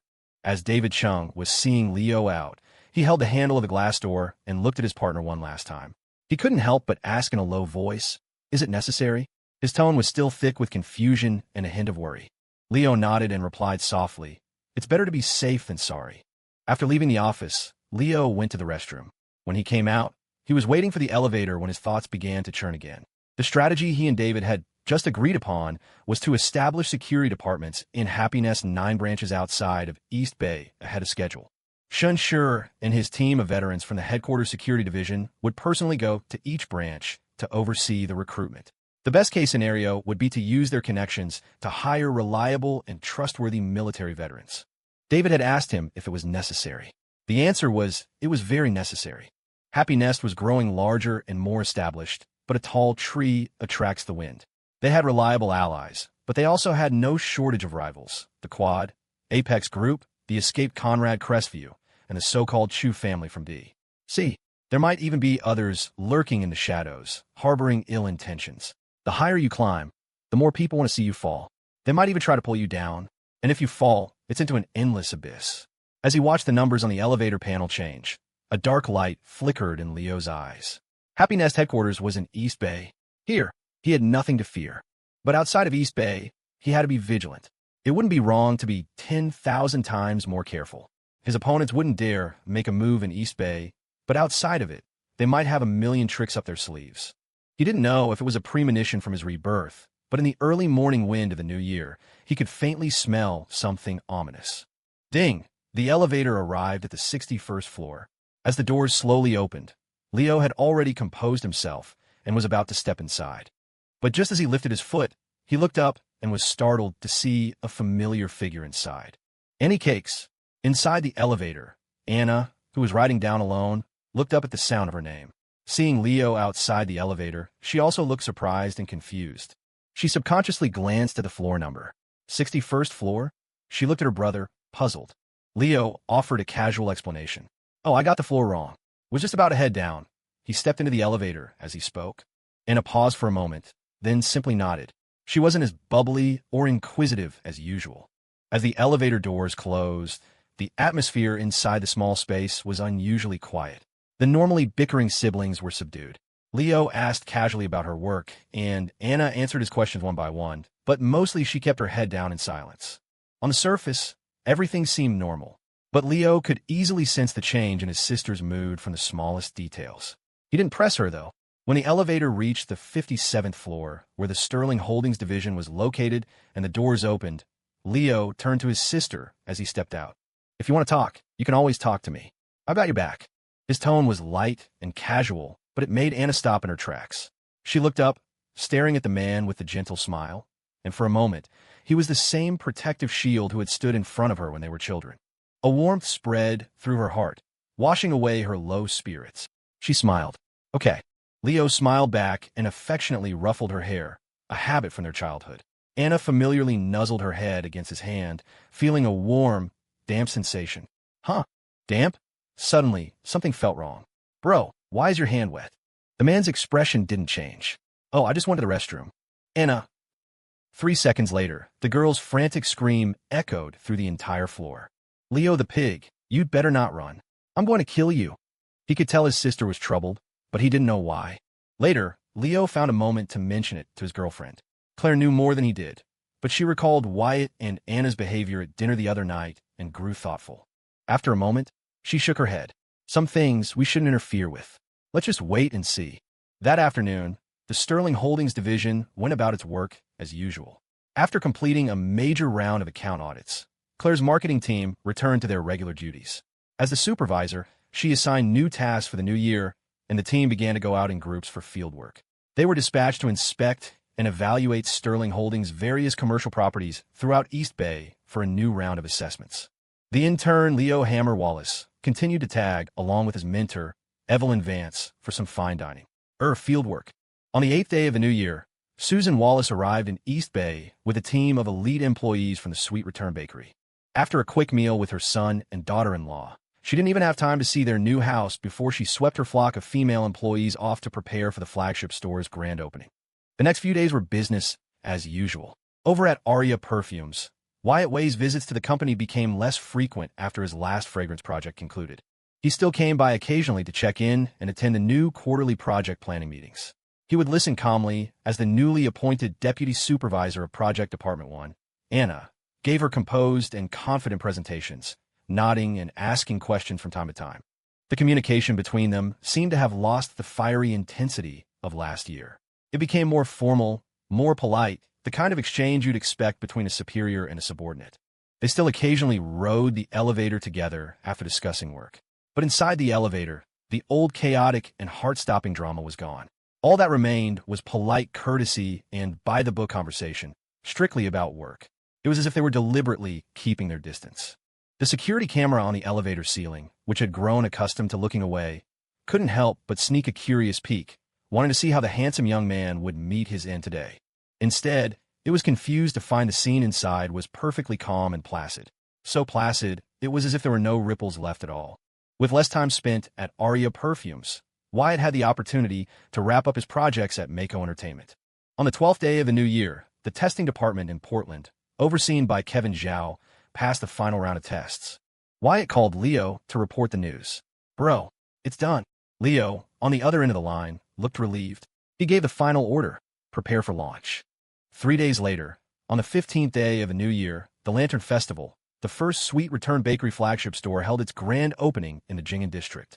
On the same day, the Battle Through the Heavens version of Auto Chess was released on both the Mako Entertainment official website and the Happy Nest gaming platform. Heavenly Tactics was officially online. It was a double dose of good news. Daily requests for boosts and gifts. Oh, and some bad news. I don't think I can finish this within July. It'll probably be August. Anyway, within 1,000 chapters. The location for the Sweet Return Bakery's flagship store had been decided before the new year. They had leveraged the connections of an old acquaintance, Mr. Peterson from the Northwood Omnimart, to get in touch with the Omnimart supermarket chain. Omnimart was a well-known regional brand, with most of its business concentrated around East Bay and Portland. Their previous collaboration in Northwood had been extremely successful, and it was Mr. Peterson who had first suggested that Susan Wallace expand her business and conquer the East Bay market. The store was located in the Jing'an district, a neighborhood that was bustling yet serene. It was one of the most prosperous areas in East Bay, teeming with tourists, but it was also an old district, a perfect blend of high-end elegance and everyday life. It not only met their location requirements, but also perfectly matched the brand's identity. Renovations had begun during the winter break. At first, residents passing by were merely curious about the Sweet Return Bakery sign, but they didn't pay it much mind. As locals, they were more inclined to trust established local brands. While they had a regular demand for bread and pastries, they would typically go to old favorites like Happiness Pastries, Bread Talk, or even the Gilded Phoenix Bakery. Sweet Return? Never heard of it. They weren't particularly interested. But that opinion was completely overturned on the day the bakery officially opened. On the 15th day of the new year, the Lantern Festival, at 11:30 a.m., the peaceful quiet of the street was shattered by the loud crackling of firecrackers. When annoyed residents followed the sound, they were first hit by an overwhelmingly rich aroma of freshly baked bread that seemed to permeate the entire street. Looking up, they were stunned by a lively, bustling scene. The newly opened bakery was elegantly decorated, a blend of Western style and warm counter lighting that made the various breads and pastries in the glass display cases look incredibly tempting. But they couldn't see much more, because the entire shop was already packed with enthusiastic customers. Graceful employees in pink uniforms moved through the crowd, offering friendly and proper guidance and introductions to the customers. Many of the local residents' eyes went wide. Those are the employees. The pink uniforms were paired with knee-length skirts, accentuating their tall, slender figures. Their smooth legs were wrapped in sheer stockings, and they moved gracefully between the display cases in dark high heels. Their beauty was simply stunning. It was a shame for such gorgeous young women not to be models. Why were they working as servers in a small bakery? No wonder it attracted so many customers on its opening day. The world has gone mad. Morals have decayed. The residents, while righteously lamenting the state of society, immediately quickened their pace and eagerly joined the throng of customers. The news spread like wildfire. First, people heard a new bakery had opened nearby. Then it became, the new bakery has a bunch of beautiful employees who look like models.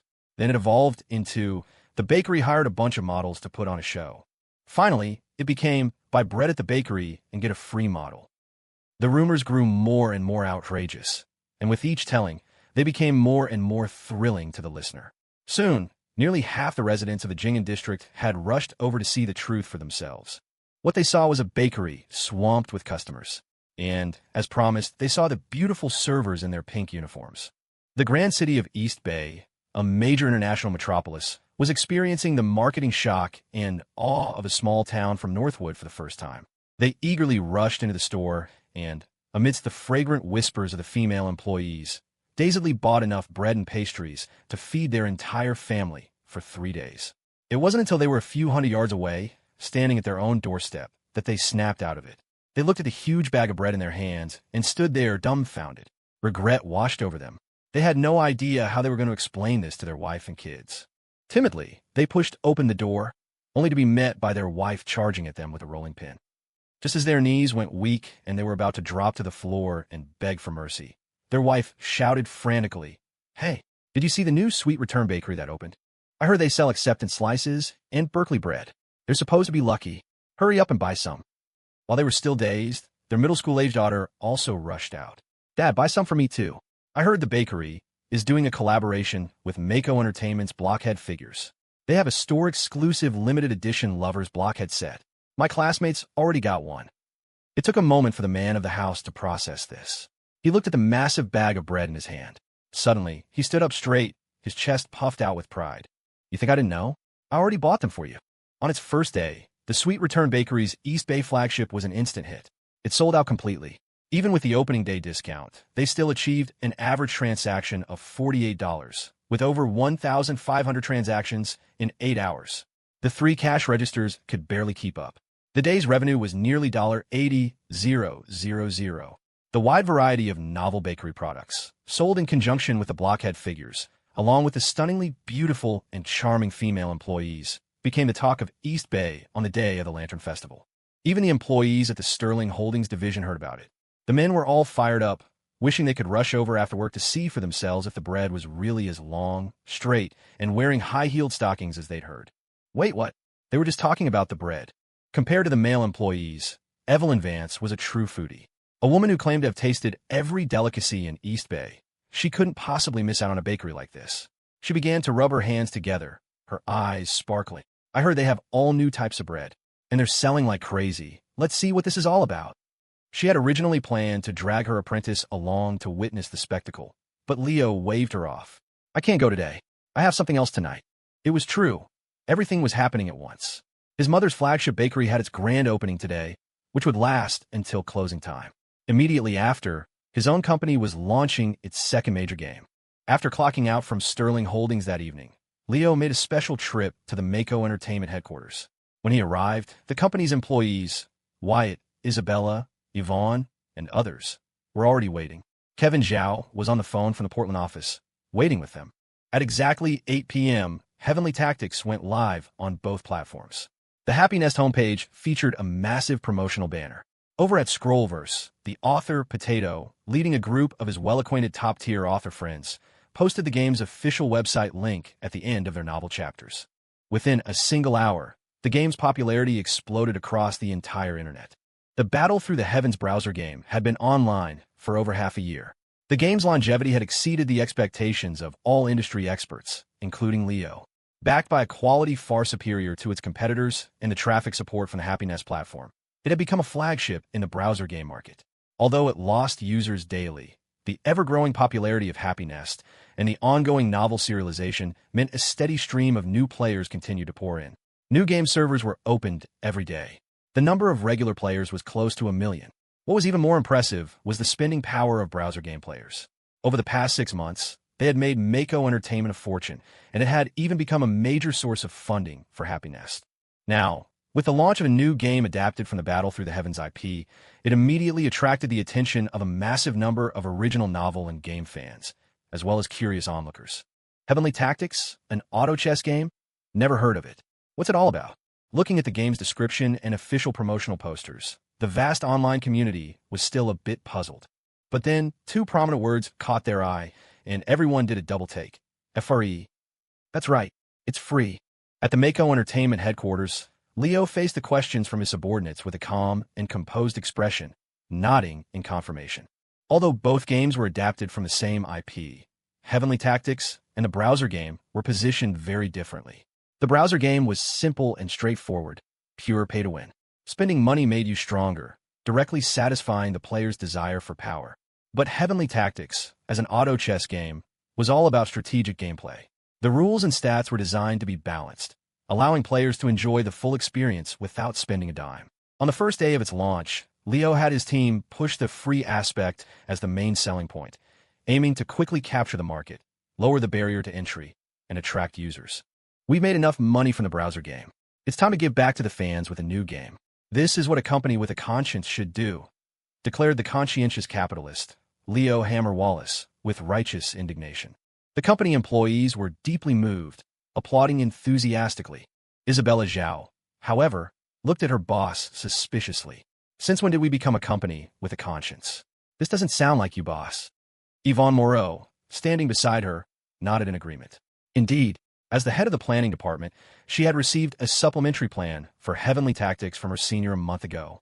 It was filled with no less than 17 or 18 monetization strategies, including paid battle passes, star shards, hero skins, board skins, emotes, special effects.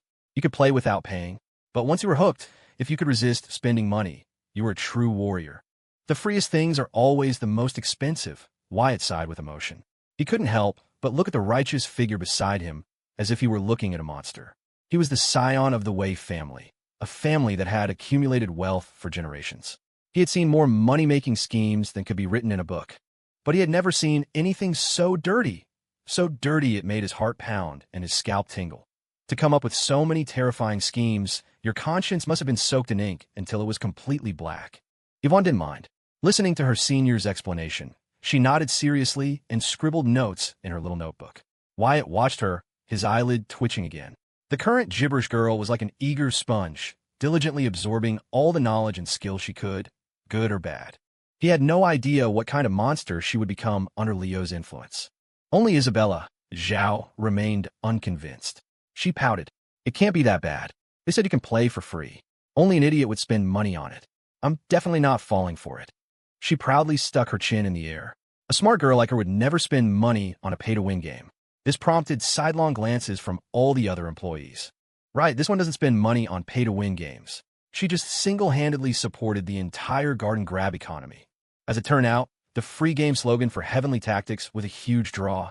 On the first day of its launch, a massive number of users flooded in. At first, they found the experience a bit jarring. Even after completing the tutorial, they were still confused by the complex rules. What were synergies, hero promotions, economy management?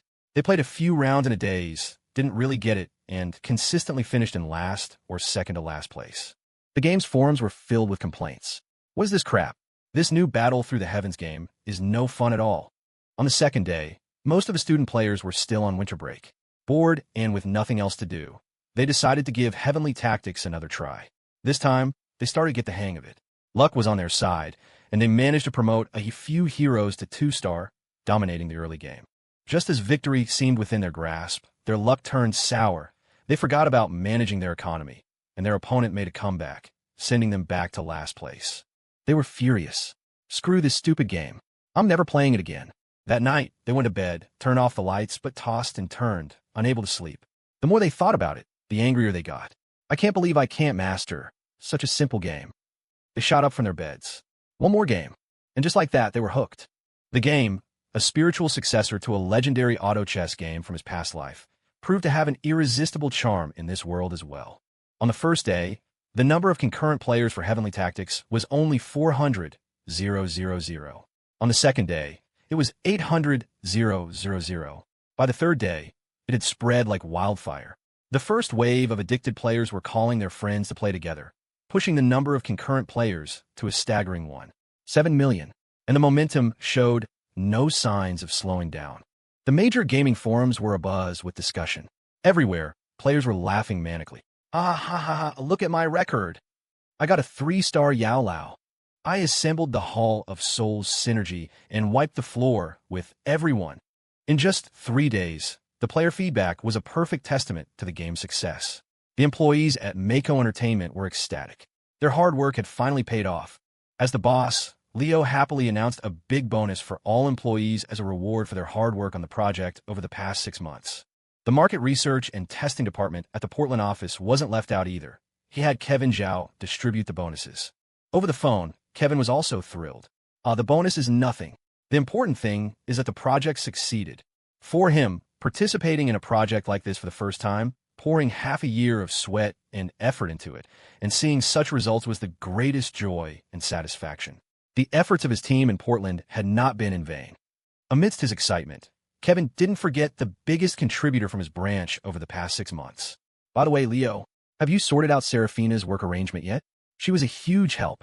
We can't treat her unfairly. Leo chuckled on the other end of the line. Don't worry, don't worry.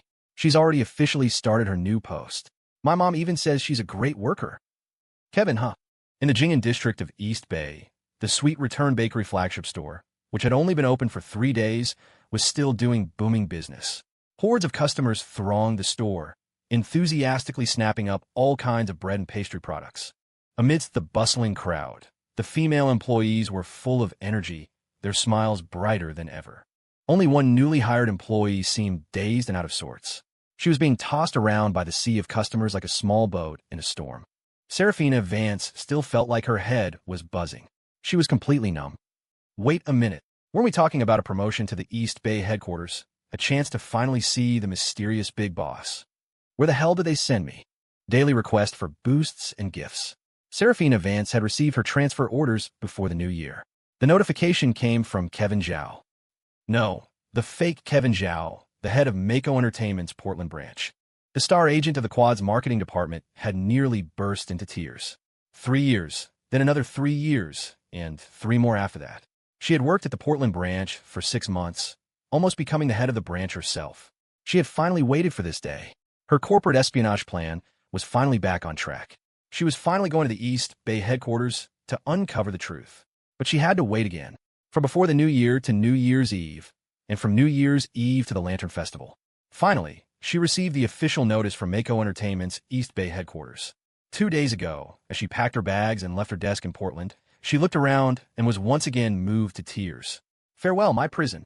Without a moment's hesitation, fearing that any delay would cause another change in plans, she bought a standing room only ticket to get to East Bay as fast as possible. Carrying her bags, she stepped out of the train station into the chilly winter night wind. She looked at the prosperous night view of East Bay in the distance and was once again moved to tears. East Bay. Saraphina Vance has arrived. She didn't even bother to find a place to stay and rest. She hailed a taxi and rushed to the address she was given. She urged the driver to speed up. Sitting in the back seat, Saraphina was again moved to tears. She furiously wrote in her intelligence notebook, her spirits soaring as she penned a bold entry. THIS a day, TO be remembered. THIS is a breakthrough. She then sent a message to her direct superior at the Quad, her heart swelling with passion and fighting spirit, reassuring the organization that they could count on her. She would not fail to live up to their hopes and expectations. Putting down her phone, she gazed at the vibrant nightscape of East Bay flying past her window. Her heart pounded with excitement. East Bay. She arrived at her destination in the Jing'an district and got out of the taxi. She looked at the prominent sign of the Sweet Return Bakery and the bustling, crowded scene inside. Once again, she was moved to tears. Sweet Return Bakery. Wait, Sweet Return Bakery? Suddenly, something felt wrong. The star agent of the Quad's marketing department rubbed her eyes. She wasn't sure. She took another careful look. The store sign was correct. She quickly pulled out her phone to check the text message from Mako Entertainment's East Bay headquarters.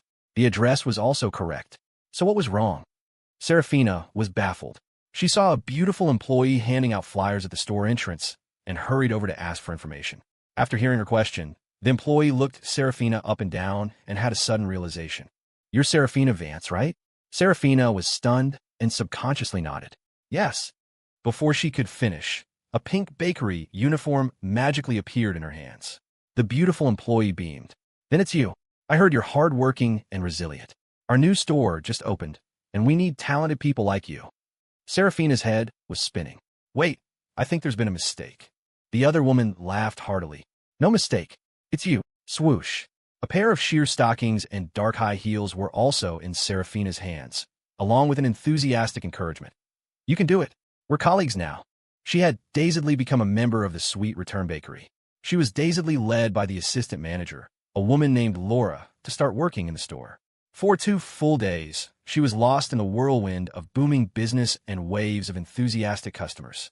She was so busy, she barely had time to ask what was going on. Finally, she managed to figure out the general situation. Standing in the still bustling bakery, surrounded by crowds of customers and a cacophony of noise, Saraphina felt like she was splitting in two. The expected promotion and transfer to the East Bay headquarters, Crossmark being transferred to another manual labor position because she was too hard-working and capable. Heavy checkmark. A top-tier corporate spy. She had been eagerly anticipating getting one step closer to her target.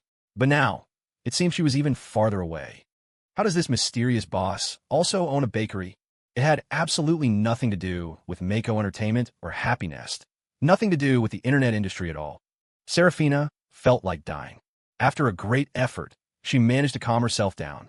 Thinking it over, she concluded that this was to be expected of the mysterious man who had close ties to the CSO of Happy Nest. He was meticulous and cautious. He wouldn't let his guard down with a new employee, even if she had worked diligently at the Portland branch for 6 months. He still hadn't fully trusted her. Sending her to the bakery now must be another test. If she became impatient, she would expose herself, and all her efforts would be for nothing. But she, Saraphina Vance, was not one to give up easily. These past 2 days working as a server had been exhausting, leaving her with an aching back, but she hadn't been without gains. She had found out that this was the mysterious boss's mother's business, and the entire business plan for the bakery had been orchestrated by the mysterious boss himself. And look at the servers in the bakery. All beautiful women in uniform. What did that mean? It meant this mysterious boss was a lecher. This wasn't a bakery. It was a golden cage for his concubines. But knowing this was like having a grasp on his weakness. He liked women, did he? Saraphina was never worried about a target who liked women. There were so many female employees in the store. Although their average looks were intimidatingly high, they were still no match for her. Even the most beautiful manager and assistant manager, Jenna and Laura, their looks were sufficient. But when it came to seductive charm and the art of luring men, she was confident she would triumph. Her thoughts raced. Saraphina looked around at the female employees gracefully moving between the counters, their laughter echoing in the store. She clenched her fists, the flame of battle in her eyes burning brighter than ever. The revolution was not yet won.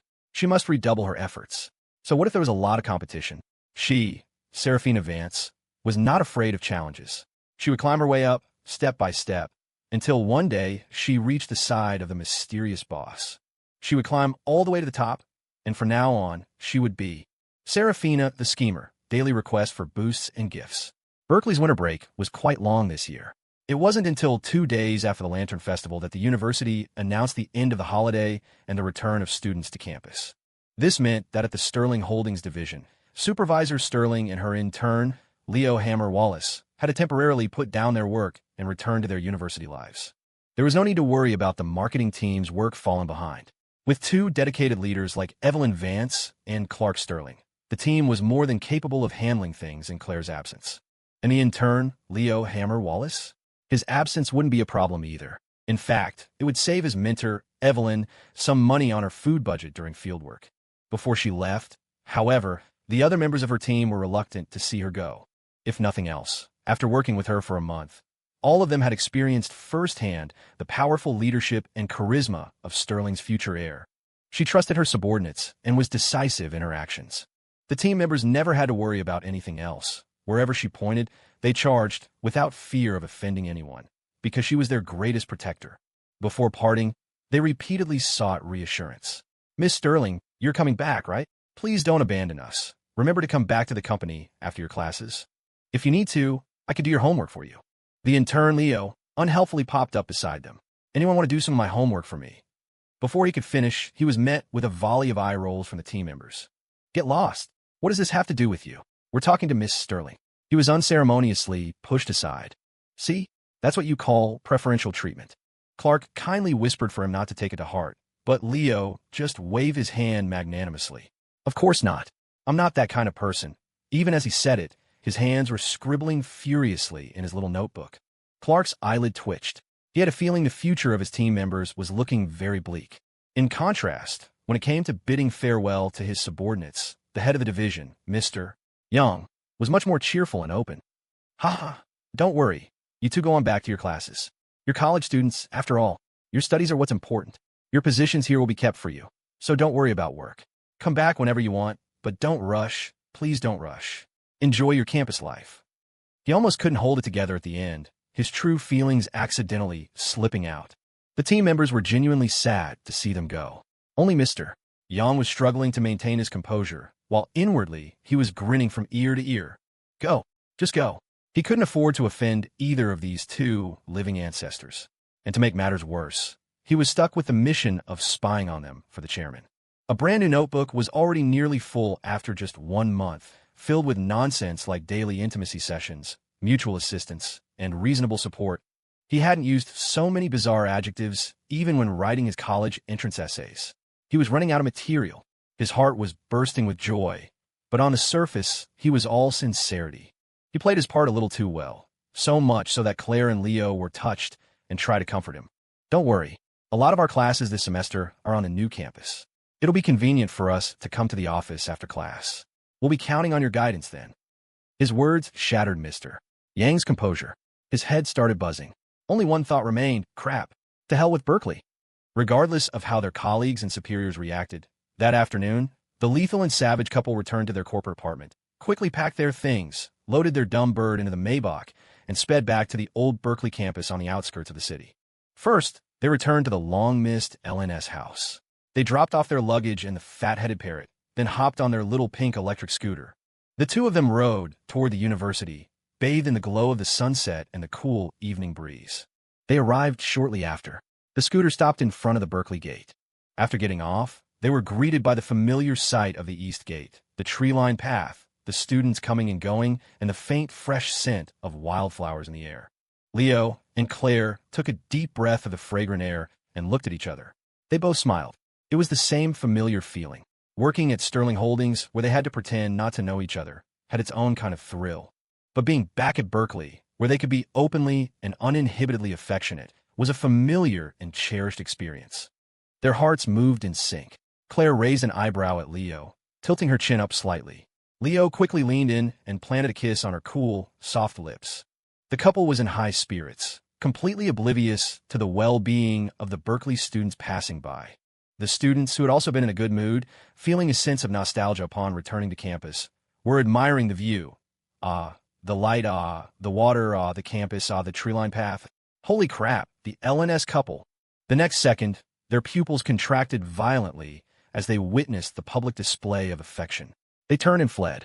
Damn it, we just got back to school, and we're already running into these two ancestors blocking the gate with their PDA? Are they trying to kill us? To hell with Northwood High. Pushing the little scooter, Leo and Clare strolled leisurely down the tree-lined path, crossing the campus to the dormitories. Leo first walked his girlfriend back to the girls' dorm. Tonight, she was staying there to catch up with her roommates after the long winter break. Then, Leo headed back to Building 37. He parked the scooter downstairs, went up, and arrived at the familiar door of room 520. The moment he pushed the door open, he was greeted by the familiar, fervent shouts of his roommates. Just you wait. I'm going to win this one for sure. Please, just give me a Grand Elder, Su Qian. I just need one more to complete the Jia Nan Academy synergy. Ha ha, I got a 3-star Yao Lao. You're all dead. Leo covered his ears as he entered the room. He looked up to see his 3 roommates sitting in front of their computers, playing Heavenly Tactics together. Marco Shaw was ecstatic, practically crowing with laughter. See that? This is the power of a 3-star, 5-cost unit. Ha ha ha. At the same time, a bold victory message appeared on his screen. Leo couldn't help but smile. He understood now. His 3 buddies had also become die-hard fans of Heavenly Tactics. After the game ended, the 3 of them finally noticed their roommate had returned. They swarmed him excitedly, giving him a thumbs up. Leo, you're awesome. This new game you made is sick. It's even more fun than the old browser game. Damn, the replayability is insane. The first day, I didn't get it, but by the second day, I was completely hooked. How does your brain work? How do you come up with such an amazing game? The three of them looked at Leo as if he were a god. Leo just waved his hand humbly. I'm just standing on the shoulders of giants. It wasn't just humility, it was the honest truth. A phenomenal game from his past life. He had taken it, adapted it with a Battle Through the Heavens IP, and created Heavenly Tactics. The core gameplay was preserved, with most of the effort going into designing the hero units and synergy types. In his past life, winning was called winner winner, chicken dinner, a phrase from another popular game. In this life's Heavenly Tactics, Leo had adapted it to fit the novel's elements. Winning the game was now called ascending to godhood. The last place finisher, on the other hand, would see a message on the results screen. You're too weak. The hero's fiancé has successfully annulled the engagement. Marco was currently gloating. My luck is on fire today. Everything's going my way. I've ascended to godhood 3 times already. Dylan, on the other hand, looked miserable. I've been dumped 48 times in 3 days. Poor Dylan. Before he had even learned how to talk to girls, his romantic history was already rich with tragedy and heartbreak. Daily requests for boosts and gifts. Hey, are you guys on summer break? The roommates had all become die-hard fans of Heavenly Tactics, which didn't surprise Leo in the slightest. A purely pay-to-win game like the browser version had a high barrier to entry. But a free-to-play auto chess game like Heavenly Tactics was naturally perfect for the student demographic, who had plenty of time but limited funds. What's that? Students have classes and no time? That was even less of a concern. Although it was 2009 and smartphones and tablets weren't yet ubiquitous, Leo had tasked the Happiness Tech team with creating a simplified, mobile web version of Heavenly Tactics in advance. The experience was a bit lacking, but for players of this era, it was more than enough. If you could play on your phone, then class was no longer an obstacle. In fact, one might even say that class was the ideal time for student players to get game in. A single class was 40 minutes, just enough time for one match. 8 classes a day. Then you could play 8 matches. Just look at the guys in room 520 already excitedly discussing their new semester schedules. A difficult major course? Perfect for a match. An unimportant elective? Also perfect for a match. By the time they graduated, they probably wouldn't have learned much in their majors, but they'd have 4 years of solid auto chess skills. Don't get too addicted to the game, Leo advised kindly. Your studies are important. His 3 roommates just waved him away like he was a fly. Leo didn't press them further. Anyone who got into Berkeley wasn't an idiot. They had the self-control and awareness they needed. It was just a new and fun game, so they were hooked for a few days. They would eventually return to normal. Then he remembered something else. Hey, don't abandon the browser game completely. This earned him disdainful looks from his 3 roommates. Seriously? You're still plugging that pay-to-win garbage. You'd even fleece your own brothers? Dude, I'm only playing Heavenly Tactics from now on. I'm not giving a single cent to a black-hearted capitalist like you. The 3 of them declared proudly, then turned back to the forums to research new strategies for Heavenly Tactics. Leo was almost speechless. He rolled his eyes and made a decision. He would have the company push out the first wave of monetization events as soon as possible. If he didn't fleece these guys for all they were worth, he'd change his name. That evening, the residents of room 520 and room 205 all went out for dinner. At the table, it turned out the girls were also talking about Heavenly Tactics, all of them interested and fond of the new auto chess game. In his past life, the game had a surprisingly large female player base. It was no different in this life. It was a game of chess, not like the browser game or other traditional online games that were all about fighting and killing. It was more about strategy and intelligence, which appealed more to female players. Jade Jiang, the academic superstar, had already developed 6 or 7 different strategies and was still tirelessly researching more. Quinn Lu was also full of praise for the game. This game is really great, she said. A lot of my classmates and my relatives' kids are playing it. It's really fun. Marco Shaw chimed in, ecstatic. Fun? It's more than fun. I almost forgot I was in a relationship. This is more exciting than going on a date with my girlfriend. Ha! Ouch, ouch. Honey, I was wrong. Please spare me. This was what happened when you were new to a relationship and had no filter. His joy quickly turned to sorrow. Before he could finish, Quinn had him by the ear, a strained smile on her face. Exciting, is it? Fine, fine. I'll give you something even more exciting tonight. Claire watched this scene with a smile.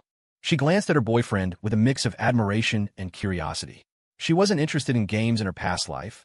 and only paid attention in this life because of his business ventures. But even she could see that this new game had the potential to be a phenomenon. Her boyfriend was so brilliant. Clare felt a small sense of pride and satisfaction, but also a sliver of doubt. She gently nudged him. "Did you come up with this yourself?"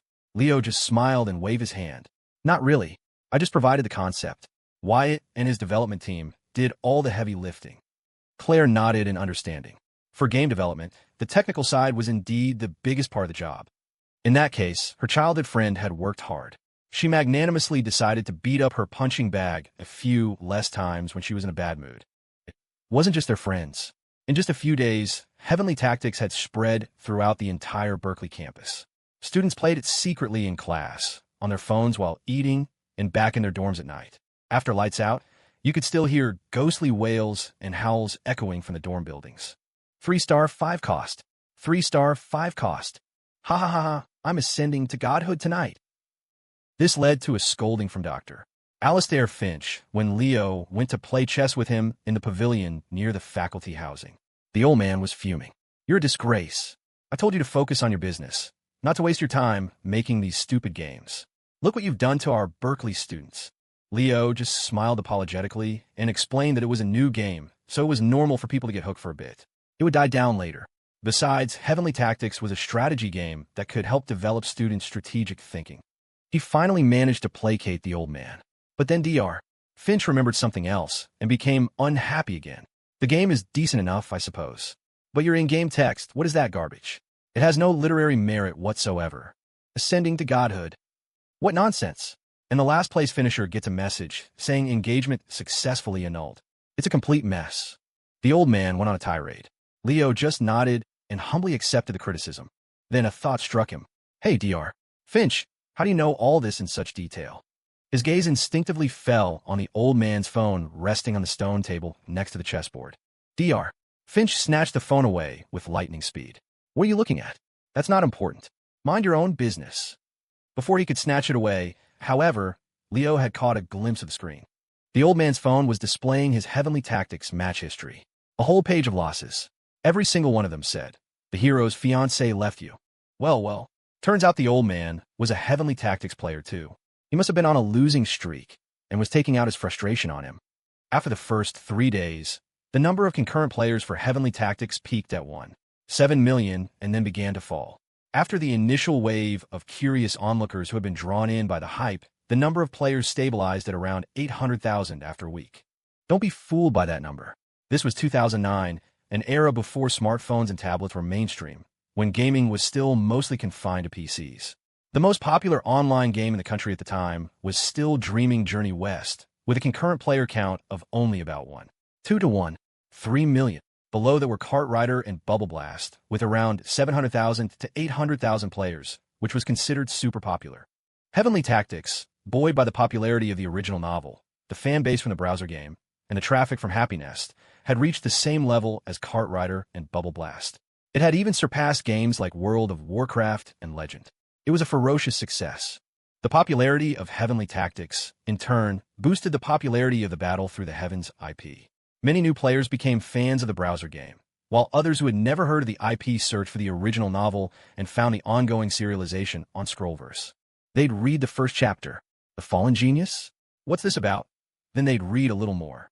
Holy crap, what an epic line. Don't you dare bully me, just because I'm young and poor. Their blood would boil, and they would dive headfirst into the novel, from then on desperately waiting for daily updates and wailing in the comment section. "Please, just one more chapter. I'll do anything." The author, Potato, was also thrilled.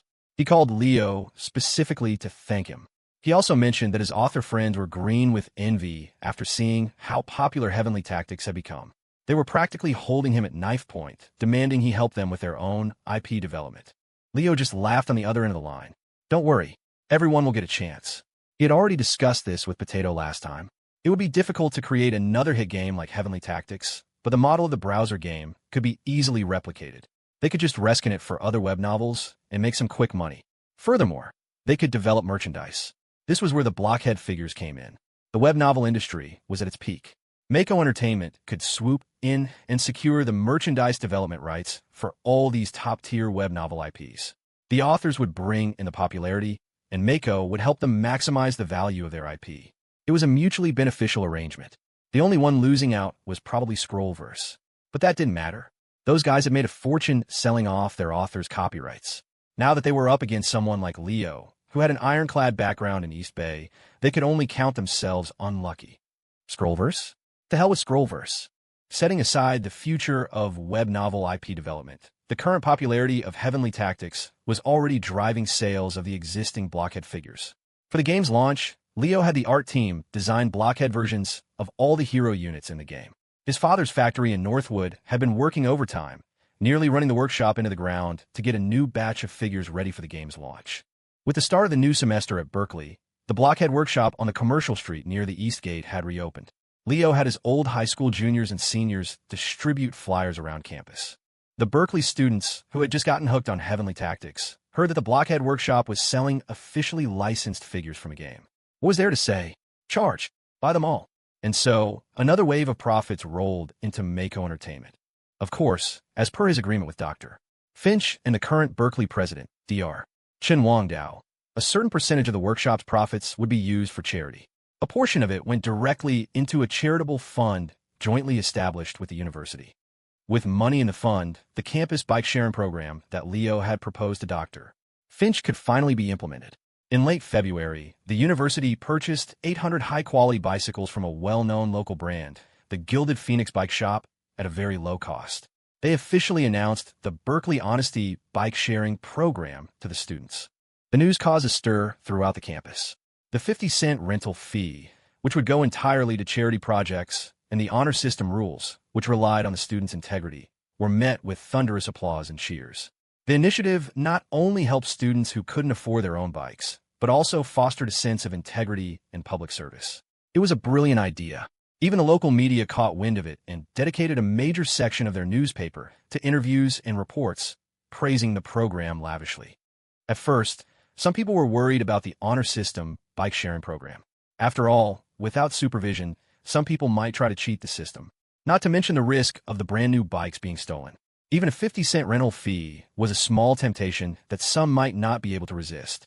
A reporter went undercover for 3 days to investigate.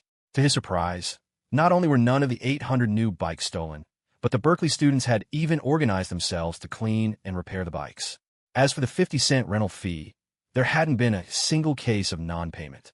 The results of the investigation were humbling, filling the reporter with respect for the quality of Berkeley students. Puzzled, he revealed his identity and, with his cameraman, began interviewing some students on campus. Huh, a reporter? Holy crap, I'm going to be on TV? Dudes, come look. I'm going to be on TV. Are you recording already? Can I say whatever I want? Great. Then let me start with T.O. Hell with Northwood High. Setting aside these unreliable interviewees, the reporter finally found some more dependable students. When he finally voiced his question, asking their opinion on the Honesty Bike-Sharing Program, their answer was matter of fact. What's the big deal?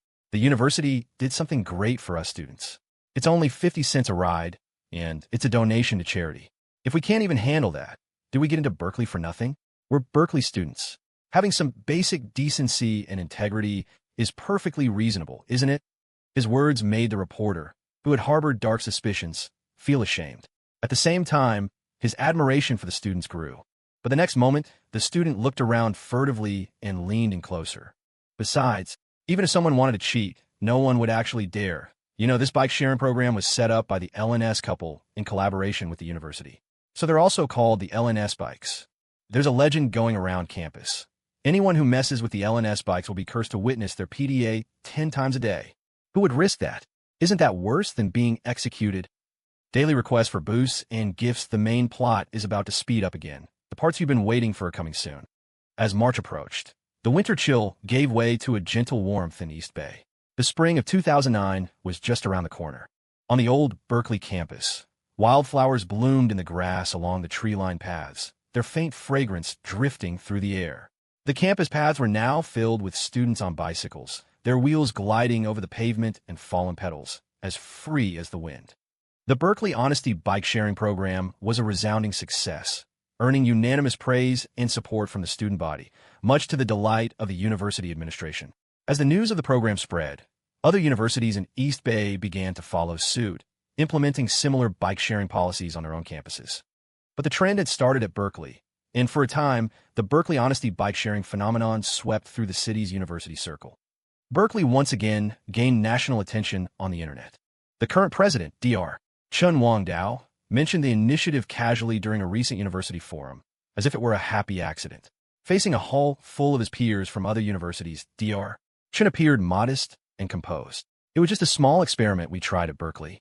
We didn't expect such a big reaction. It was actually developed by some of our students. Just a bit of fun, really. It's still a bit rough around the edges, so please bear with us.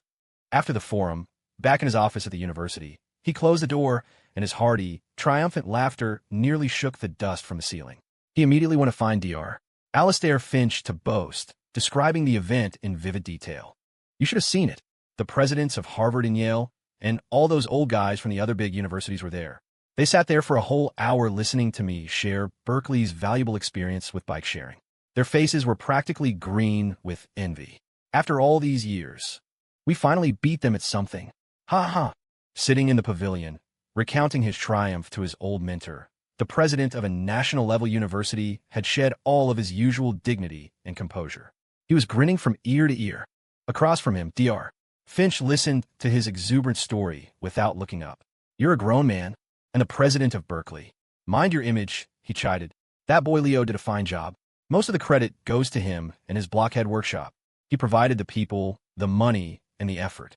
All Berkeley did was lend its name. That's a favor. A big one. You need to remember that. Dr. Chun listened to his old mentor's words and nodded humbly in acceptance. He thought back to last Christmas, when that boy had come to his office with a box of blockhead figures to pitch his idea. A smile touched Dr. Chun's lips. Yes, I'll remember this favor. I'll invite him for tea soon. As he spoke, Dr. Chun noticed that the old president had been staring intently at his phone, fiddling with something. Curious, he leaned in. Dr. Finch, what are you looking at? Before he could get a good look, the old man snatched the phone away with lightning speed and glared at him. What's it to you? Don't you know it's rude to pry? Are you done? If you're done, then get out of here. The president of Berkeley, wasting your time here instead of doing your job. What a disgrace. He then waved his hand dismissively, shooing him away like a fly. Dr. Chun, thoroughly scolded, got up and left, dejected. Just as he was leaving, he caught a glimpse of the old man's phone screen out of the corner of his eye. What he saw made him stop in his tracks. Engagement. Annulled. Nayland. What the heck is that? He didn't understand why the old man was so angry, but true to his word, Dr. Chun invited the main contributor to the bike-sharing project to his office. They had a friendly and familiar chat. He lavished praise and commendation on Leo for his contributions. They brewed tea and talked, finding a good rapport. As their meeting concluded and he walked Leo to the door, the president of Berkeley clapped him on the shoulder. His tone was full of meaning as he repeated the same words Dr. Finch had once said, "Keep up the good work. Berkeley has your back." Some things didn't need to be said. A simple sentence like that carried immense weight. As they reached the door, Dr. Chun remembered something else. Oh, by the way, since you're here, don't leave empty-handed. I have some tea and fruit baskets here. I can't finish them all myself. Take some with you. Leo paused. Then he waved his hand righteously. Oh, I couldn't. I'm not picky. Dr. Chun was about to insist, but the next second, in a blur of motion, the handsome young man was holding 3 fruit baskets, 6 canisters of tea, and 2 boxes of coffee. What he couldn't fit in his backpack, he cradled in his arms. He gave Dr. Chun a cheerful farewell and left in a hurry. The president of Berkeley was left standing in his now empty office, completely stunned. It took him a long moment to process what had just happened. Wait a minute. When he said he wasn't picky, did he mean he really wasn't picky? He took everything.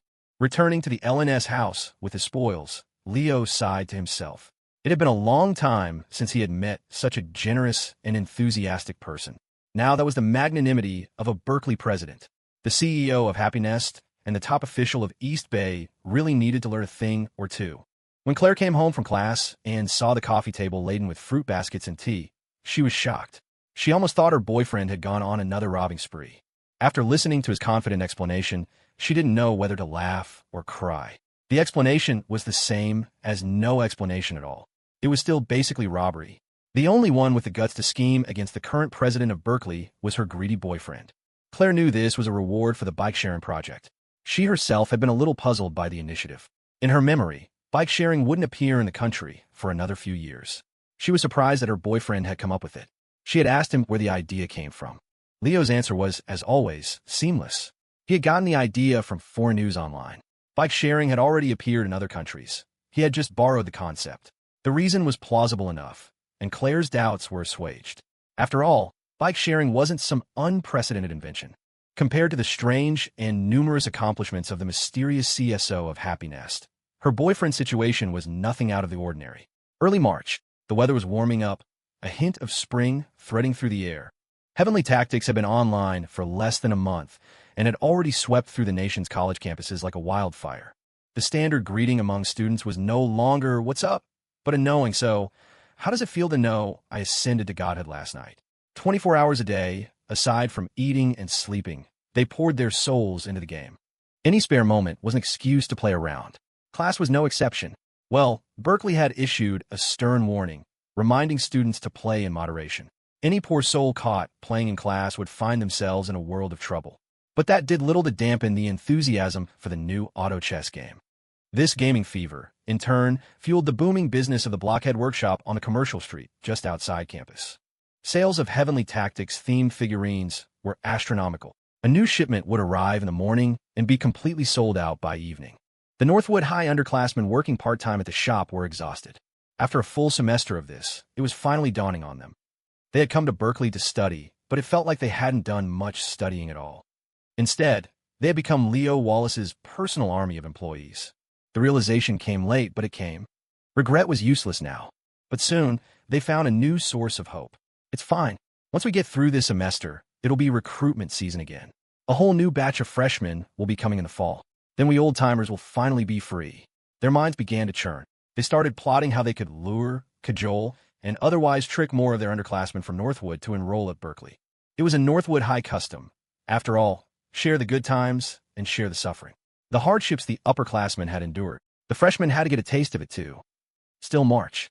Happy Nest charity initiatives continued to move forward steadily. The tree planting event in Garden Grab had expanded, and the total number of saplings donated to arid, desert-like regions had reached 600,000. Even by the most basic standards for creating windbreaks, using the cheapest trees like Soxal and Scots pine, the total cost from sapling to transport and cultivation was over $15 per tree. In other words, Happy Nest had already donated nearly $10 million to the cause. The company had done it quietly, without much fanfare. At first, not many people were aware of it. But soon, with the arrival of a particular day, this good deed was announced to the world and spread across the entire internet. March 12th, the city's official Arbor Day. On this day, the East Bay City government officially announced a joint tree planting event with Happy Nest Garden Grab. The event was held on a plot of land on the outskirts of the city.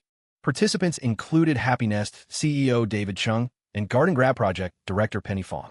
On the government side, the director of the Agriculture and Forestry Bureau was expected to attend. But this time, something unexpected happened, something that shook the entire East Bay political scene. Governor Zhao Bojan himself, the city's top official, arrived with his senior staff in tow. His personal attendance instantly elevated the event to an unprecedented level of importance. At the event, in front of the cameras of countless state and independent media outlets, David Chung and Governor Zhao worked together, planting 5 saplings side by side. Afterward, they gave statements to the press. When it was Governor Zhao's turn to speak, his chief of staff, Mr. Hayes, took a step forward and quietly handed him a file. The governor took it and glanced at it. He paused for a fraction of a second. The hearts of every official and reporter present skipped a beat, thinking something was wrong. But then they saw the governor's brow relax. A warm smile spread across his face as he turned back to the cameras and continued in a calm voice. "I have some good news to share, just came in. Starting today, the East Bay City government and Happy Nest will jointly donate another 400,000 saplings. This will bring the Garden Grab total to an even 1 million trees. We are officially launching the Million Tree Project. This batch of saplings will be sent directly to our sister state, Nevada, which East Bay has a partnership with. We want to contribute our strength to our friends in another state and to our country's efforts in conservation and preventing desertification." The crowd was silent for a moment. Then Mr. Hayes, a smile on his face, began to clap. The rest of the audience erupted in thunderous applause and cheers. And so, the Arbor Day charity event concluded perfectly. After the event, on the way back to the government offices, Governor Zhao personally made a call to his junior. His voice was brimming with good cheer. "You kid, pulling a surprise like that on me. Well done.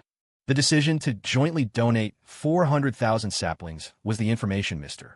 Hayes had just passed to him. The government's budget was limited. The cost of the saplings was, in fact, being covered entirely by Happy Nest. The government was simply lending its official endorsement, gaining political capital and public praise without spending a dime. What pleased Governor Zhao even more was his junior's thoroughness. He hadn't just funded the donation. He had also done his homework, learning about East Bay's sister state partnership with Nevada. He had arranged every detail flawlessly, leaving nothing to chance. It was incredibly satisfying. Faced with his senior's praise, Leo was all modesty on the other end of the line. It's what I should do, what I should do. It's all because you taught me so well. I'll have to come over and ask for your guidance again soon. The words were polite, but Governor Zhao instantly detected the mischievous undertone and couldn't help but laugh. Guidance? Or a heist? You're a man of status now, still thinking about petty theft. The CSO of Happy Nest, constantly scheming to steal my fruit baskets. What has the world come to? Leo's spirits lifted at a particular word. Heist? A heist of ice cream? Sure, I'll take a whole tub. After Arbor Day, on March 12th, spring truly arrived. At Berkeley, it was time for the annual school-organized spring outing. This year, the sophomores in the humanities department had no trouble deciding. They unanimously proposed another trip to Spirit Springs Mountain. The scenery and hot springs were secondary. What they really missed were the warm-hearted villagers and the kids at the Hope School. A year had passed, and they wanted to see how everyone was doing after the disaster. The proposal passed with a unanimous vote. After the decision was made, one student joked, "We survived it once. It's not like we're going to get hit by another flash flood this year, right?" The next second, he was swarmed and playfully beaten by his classmates. You don't tempt fate. That kind of talk had to be stomped out. As for the single slaughterhouse crew from room 520 and 205, even though they had just been there last summer, they didn't mind another trip. They missed the villagers and the children, too. Leo called the village chief ahead of time. The old man was overjoyed to get the call, his laughter so hearty it could have shaken the ceiling. Excellent. Come on over, all of you. The village has changed a lot in the last 6 months. You have to see it. Then, as if remembering something, he slapped his forehead. And it's perfect timing. You'll be here to see Mr. Son off. He's moving on up in the world. Berkeley had an official partnership with the Hope School on Spirit Springs Mountain, which included at least one support visit per year. This spring trip was already part of the plan. Before the humanities students departed, the university's facilities department helped prepare a mountain of supplies for them to take to the children. Textbooks, workbooks, storybooks, snacks, toys, everything imaginable. All of that was perfectly reasonable. But some of the other preparations were odd. Flashlights, first aid kits, walkie-talkies, even life jackets. If Alex and Miss Sullivan hadn't intervened in time, the head of facilities, a well-meaning uncle of a man, would have kept going. He had already dragged a foldable, inflatable lifeboat onto his desk. Alex and Miss Sullivan stared dumbfounded. The department head just chuckled sheepishly. Hey, you can never be too prepared, right?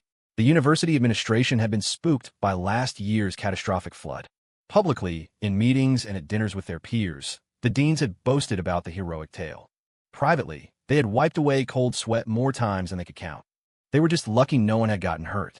If even one student had been in danger, Berkeley would have paid an unbearable price. They had learned their lesson. Spring trips were fine, and charity work was important, but they had to be careful.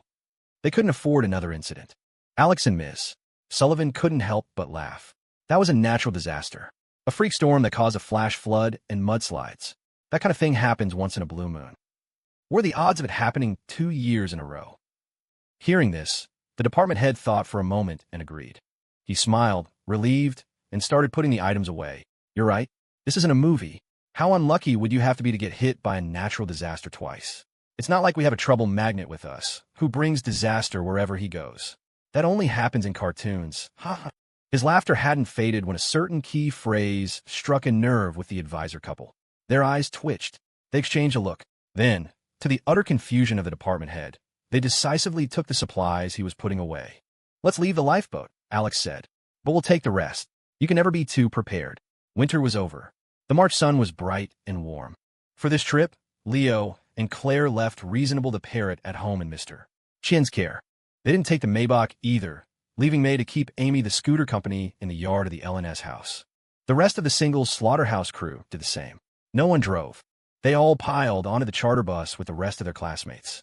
The ride was a joyous affair, filled with admiring the spring scenery, sharing snacks, and singing boisterously. The several-hour drive from East Bay to Spirit Springs Mountain flew by. When they got tired of the commotion, they could always pull out their phones and play a game. The sight was truly spectacular. Row after row of students, guys and girls alike, all pulling out their phones and, with perfect synchronicity, launching the browser version of Heavenly Tactics. They were all playing, and soon, the bus was filled with a new kind of noise. Cries of people looking for a party, excited shouts from those who were sure they were about to ascend, and the continuous, tragic wail of, "Damn it, my engagement got annulled again." One student finished a round and tapped into the in-game store. He let out a cry of surprise. "Hey, when did Heavenly Tactics get a cash shop?" This piqued the curiosity of everyone on the bus, and they all navigated to the store. A free-to-play auto chess game. What could you even buy?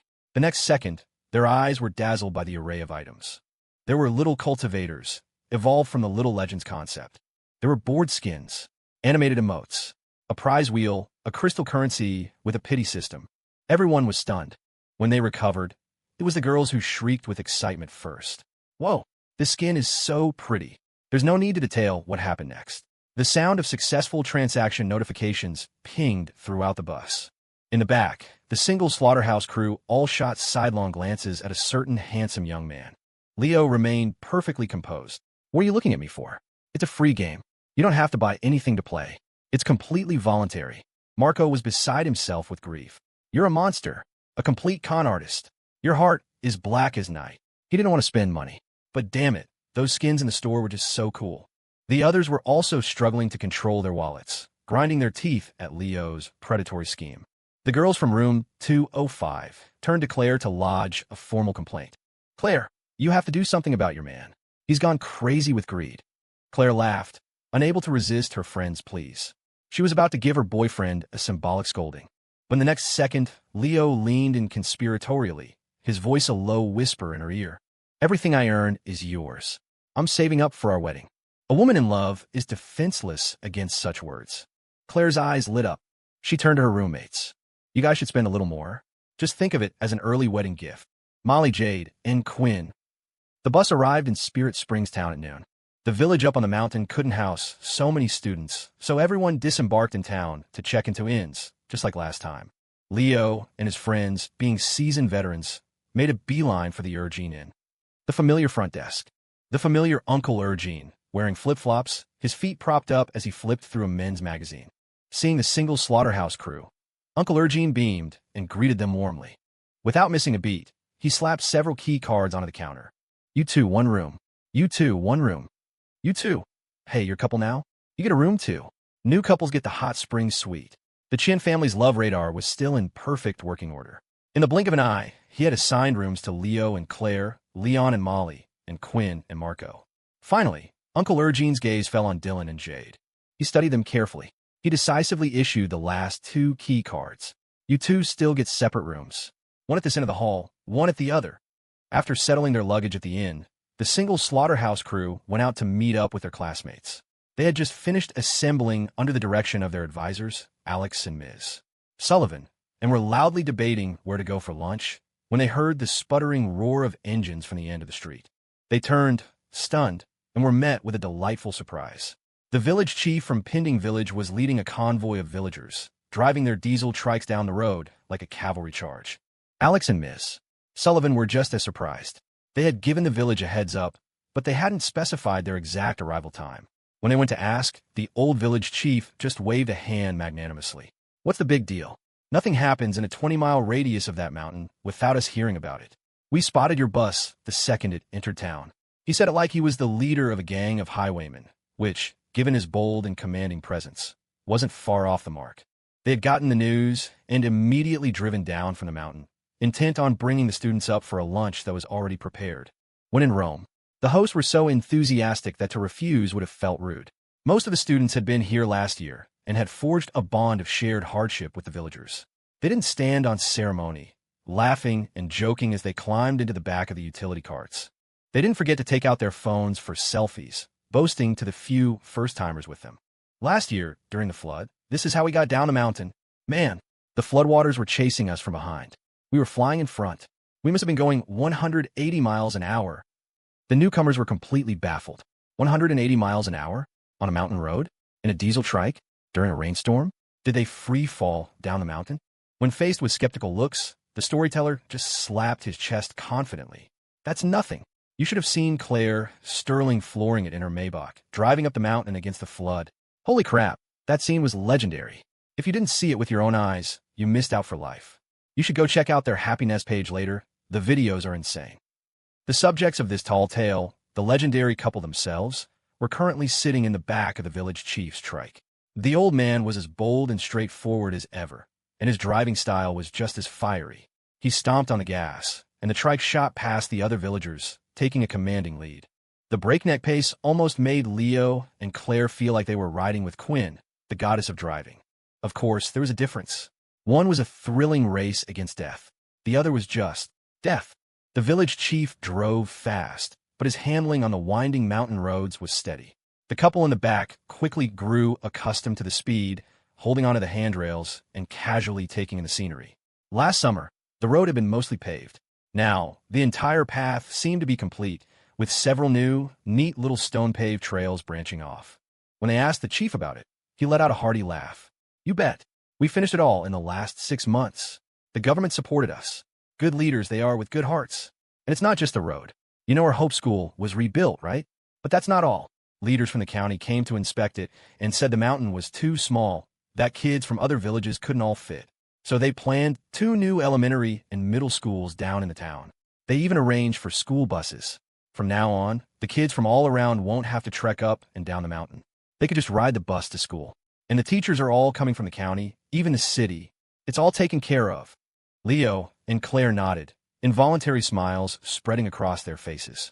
They were genuinely happy for the people of Spirit Springs Mountain and the surrounding areas. Misfortune had given way to fortune. Last year's devastating flood had washed away homes and the school, but had also finally brought the attention of county and city officials. They had noticed the hard-working, simple people living in this remote mountain region. With the focus of the government and the public came a steady stream of resources, fundamentally improving their lives and even changing their destinies. Claire smiled softly. So the villagers' hard times are finally over. Leo nodded, also smiling, and more children will have the chance to leave the mountains. Sun Yi's dream can finally come true. But as the chief, seated in front, nodded in agreement, he let out a sigh. That's right. That's what Mr. Sun was thinking, too. That's why he decided he had to leave us. Riding the villagers' trikes up the mountain, they could already see the brand-new pending village. The single slaughterhouse crew had seen the rebuilt village last summer, but for the other students, this was their first visit since the disaster. Seeing the newly constructed village, with its sturdy brick and tile houses standing tall under the spring sun, they couldn't help but feel a surge of joy. Even more joyous were the children of the pending village Hope School. They had heard early on that the village chief was going down the mountain to pick up the college students from last year. They couldn't sit still in their classrooms. The moment they heard the sputter of the trike engines, they burst out of the school and came running, joyfully throwing themselves at the Berkeley students. Day cake guy, I want snacks. Molly sis, I want to hear the rest of the story about the cool CEO and her husband. Marco bro, I got a game console now, we can play together. Even after more than half a year, they all remembered their favorite big brothers and sisters. Especially noticeable was a group of children who ran up to Dylan, snapped to attention, and, at the command of one of the older kids, shouted, "Salute!" The children all formed hand signs and chanted with gusto, "We greet you, Lord Hokage." The name Hokage Dylan was still legendary at the Hope School. The Berkeley students and the Hope School children laughed and played together in a chaotic, happy mess. Son E, the head of the school, walked out with a smile and came over to greet Leo. Leo looked at Son E and grinned. "I thought you were going to stay here for the rest of your life." Son E smiled back, his gaze lingering on the children. "Yeah, I thought so too. But now, with the government's help, the children can leave the mountains. The new schools they're building will have better, more experienced teachers. The county offered to make me the principal of one of the new schools. But I feel like my mission here is complete. Staying just to hold on to a title isn't what I want." Leo nodded. He understood and respected this man, who in his previous life had dedicated his entire existence to this mountain and these children. He looked at Son E and asked, "So where are you planning to go next?" Son E smiled. "I haven't quite decided yet. I've spent the last few years just teaching, so it'll be nice to have a break. I plan to travel for a bit, clear my head, maybe head out toward Nevada. Leo supported Sun Yi's decision. For a man to bind himself to the mountains for his entire life, out of conscience and integrity, was certainly admirable. But if he had the chance to leave, a man as remarkable as him deserved to aim higher. In a mountain village, he could light a small lamp. But if he stood taller and saw farther, the light he cast could warm so many more people.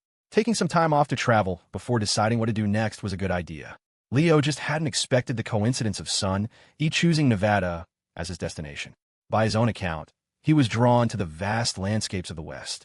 After spending half his life in the mountains, he wanted to see the rugged majesty of the high desert. It immediately made Leo think of the Million Tree Project he had just launched in partnership with the city government. The state that project was partnered with was Nevada. The project was set, but its execution and oversight still needed someone in charge.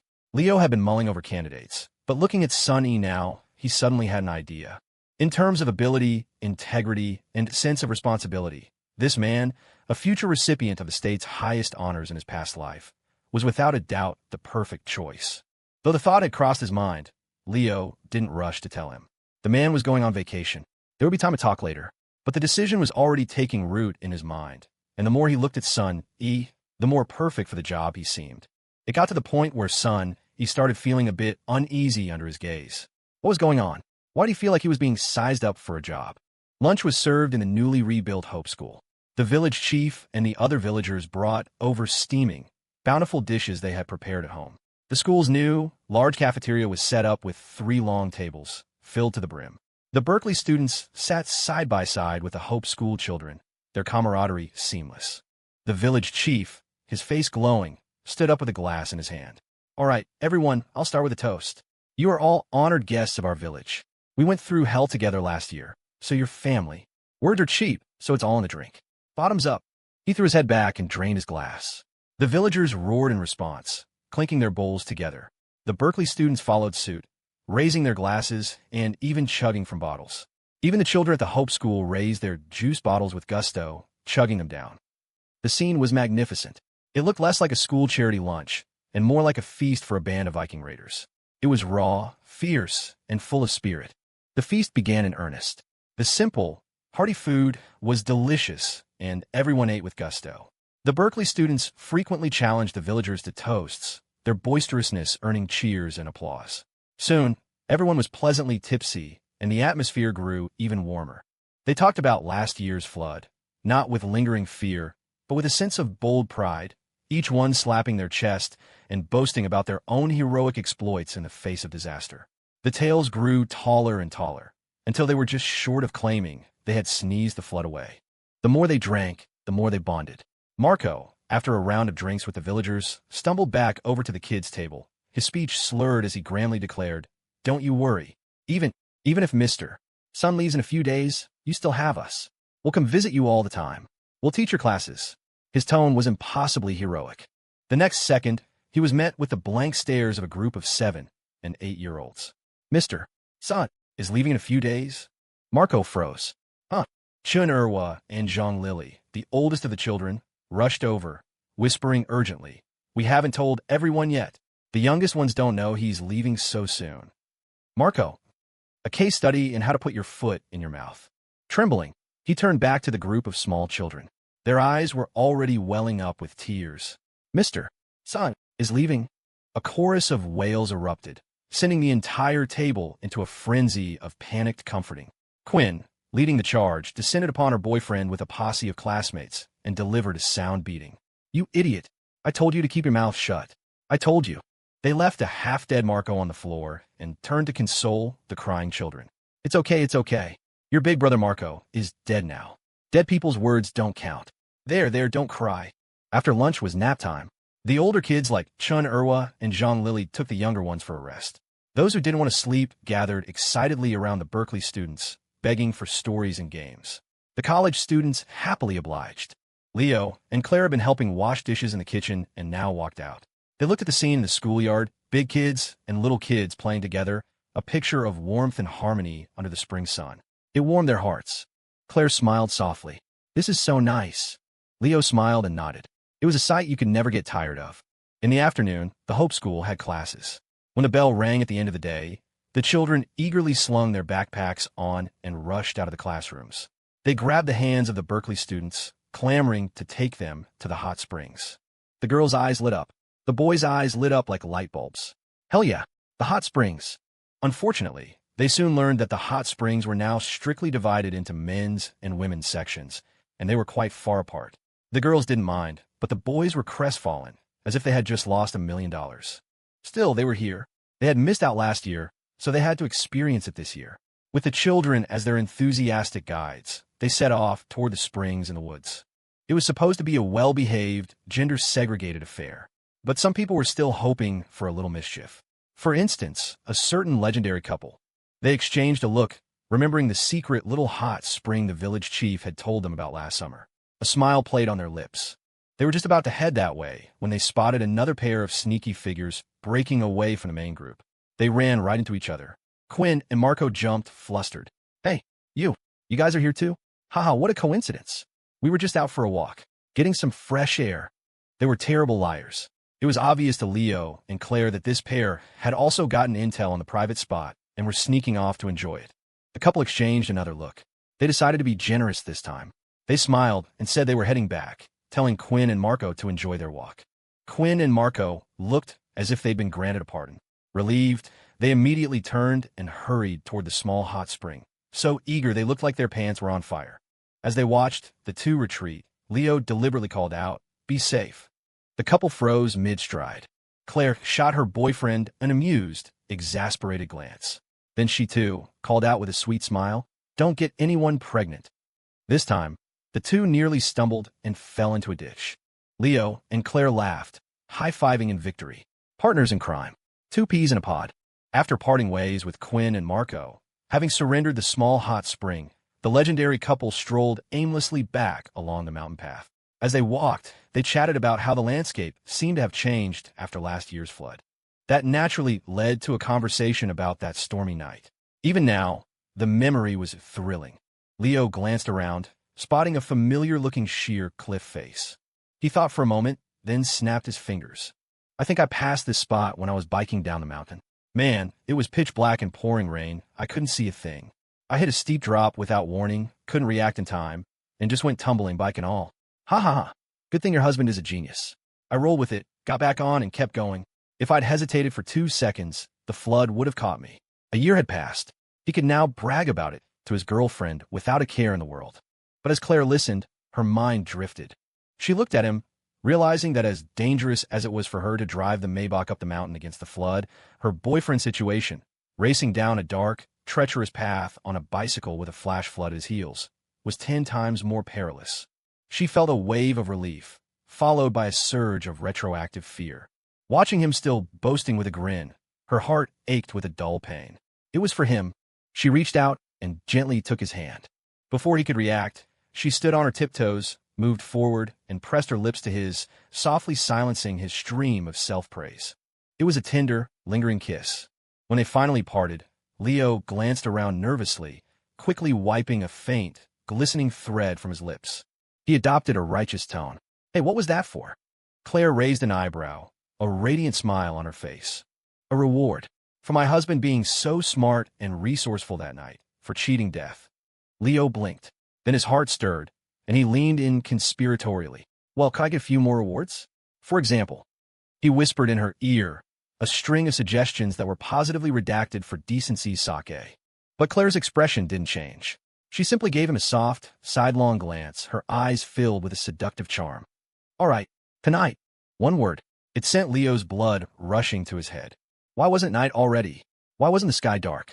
Why hadn't the sun set? To hell with the sun. The couple wandered the mountain paths for a while longer. They were about to head back when they ran into Jade, Molly, and a few other girls coming their way. Upon seeing Claire, their eyes lit up, and they waved her over.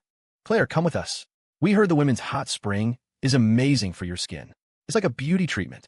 No girl could resist such a temptation. Claire was intrigued. She glanced at her boyfriend. Leo smiled and waved her on. Go ahead with them. I can get back on my own. Claire gave him a radiant smile and a quick peck on the cheek as compensation. Feeling it wasn't enough, she whispered in his ear again tonight. Her voice was soft and melodic, laced with a natural allure that made his heart pound. She gave a little laugh and then skipped off to join her friends. Watching her go, and thinking about her seductive whisper, Leo couldn't help but sigh. That vixen, she was getting better and better at this. It was a good thing he, the mighty Leo Hammer Wallace, had an iron will, an unbreakable resolve few could match. He nonchalantly wiped a bit of drool from the corner of his mouth and turned to leave, his mood buoyant. Walking alone on a mountain path, he had intended to head straight back to the Hope School to chat with Sonny, but somehow he took a wrong turn and found himself a little lost. He looked around, trying to get his bearings, when he noticed a few weathered Taoist statues and a dilapidated shrine by the side of the path ahead. In front of the shrine sat a rusty bronze incense burner, empty of incense. But standing beside the burner was a man in a simple blue robe. The priest wasn't lighting incense or praying to the statues. He was simply standing by the path, his calm, serene gaze fixed on Leo as he approached. Leo saw him at the same time. He paused, then recognized him. He smacked his forehead. "Hey, you're that priest from last time. What a coincidence." The words had barely left his mouth when he remembered their first encounter at the city temple. He remembered. This was the priest with the southern accent. He warily took 2 steps back. "Wait a minute, you didn't follow me all the way here, did you? I'm telling you, my orientation is perfectly normal."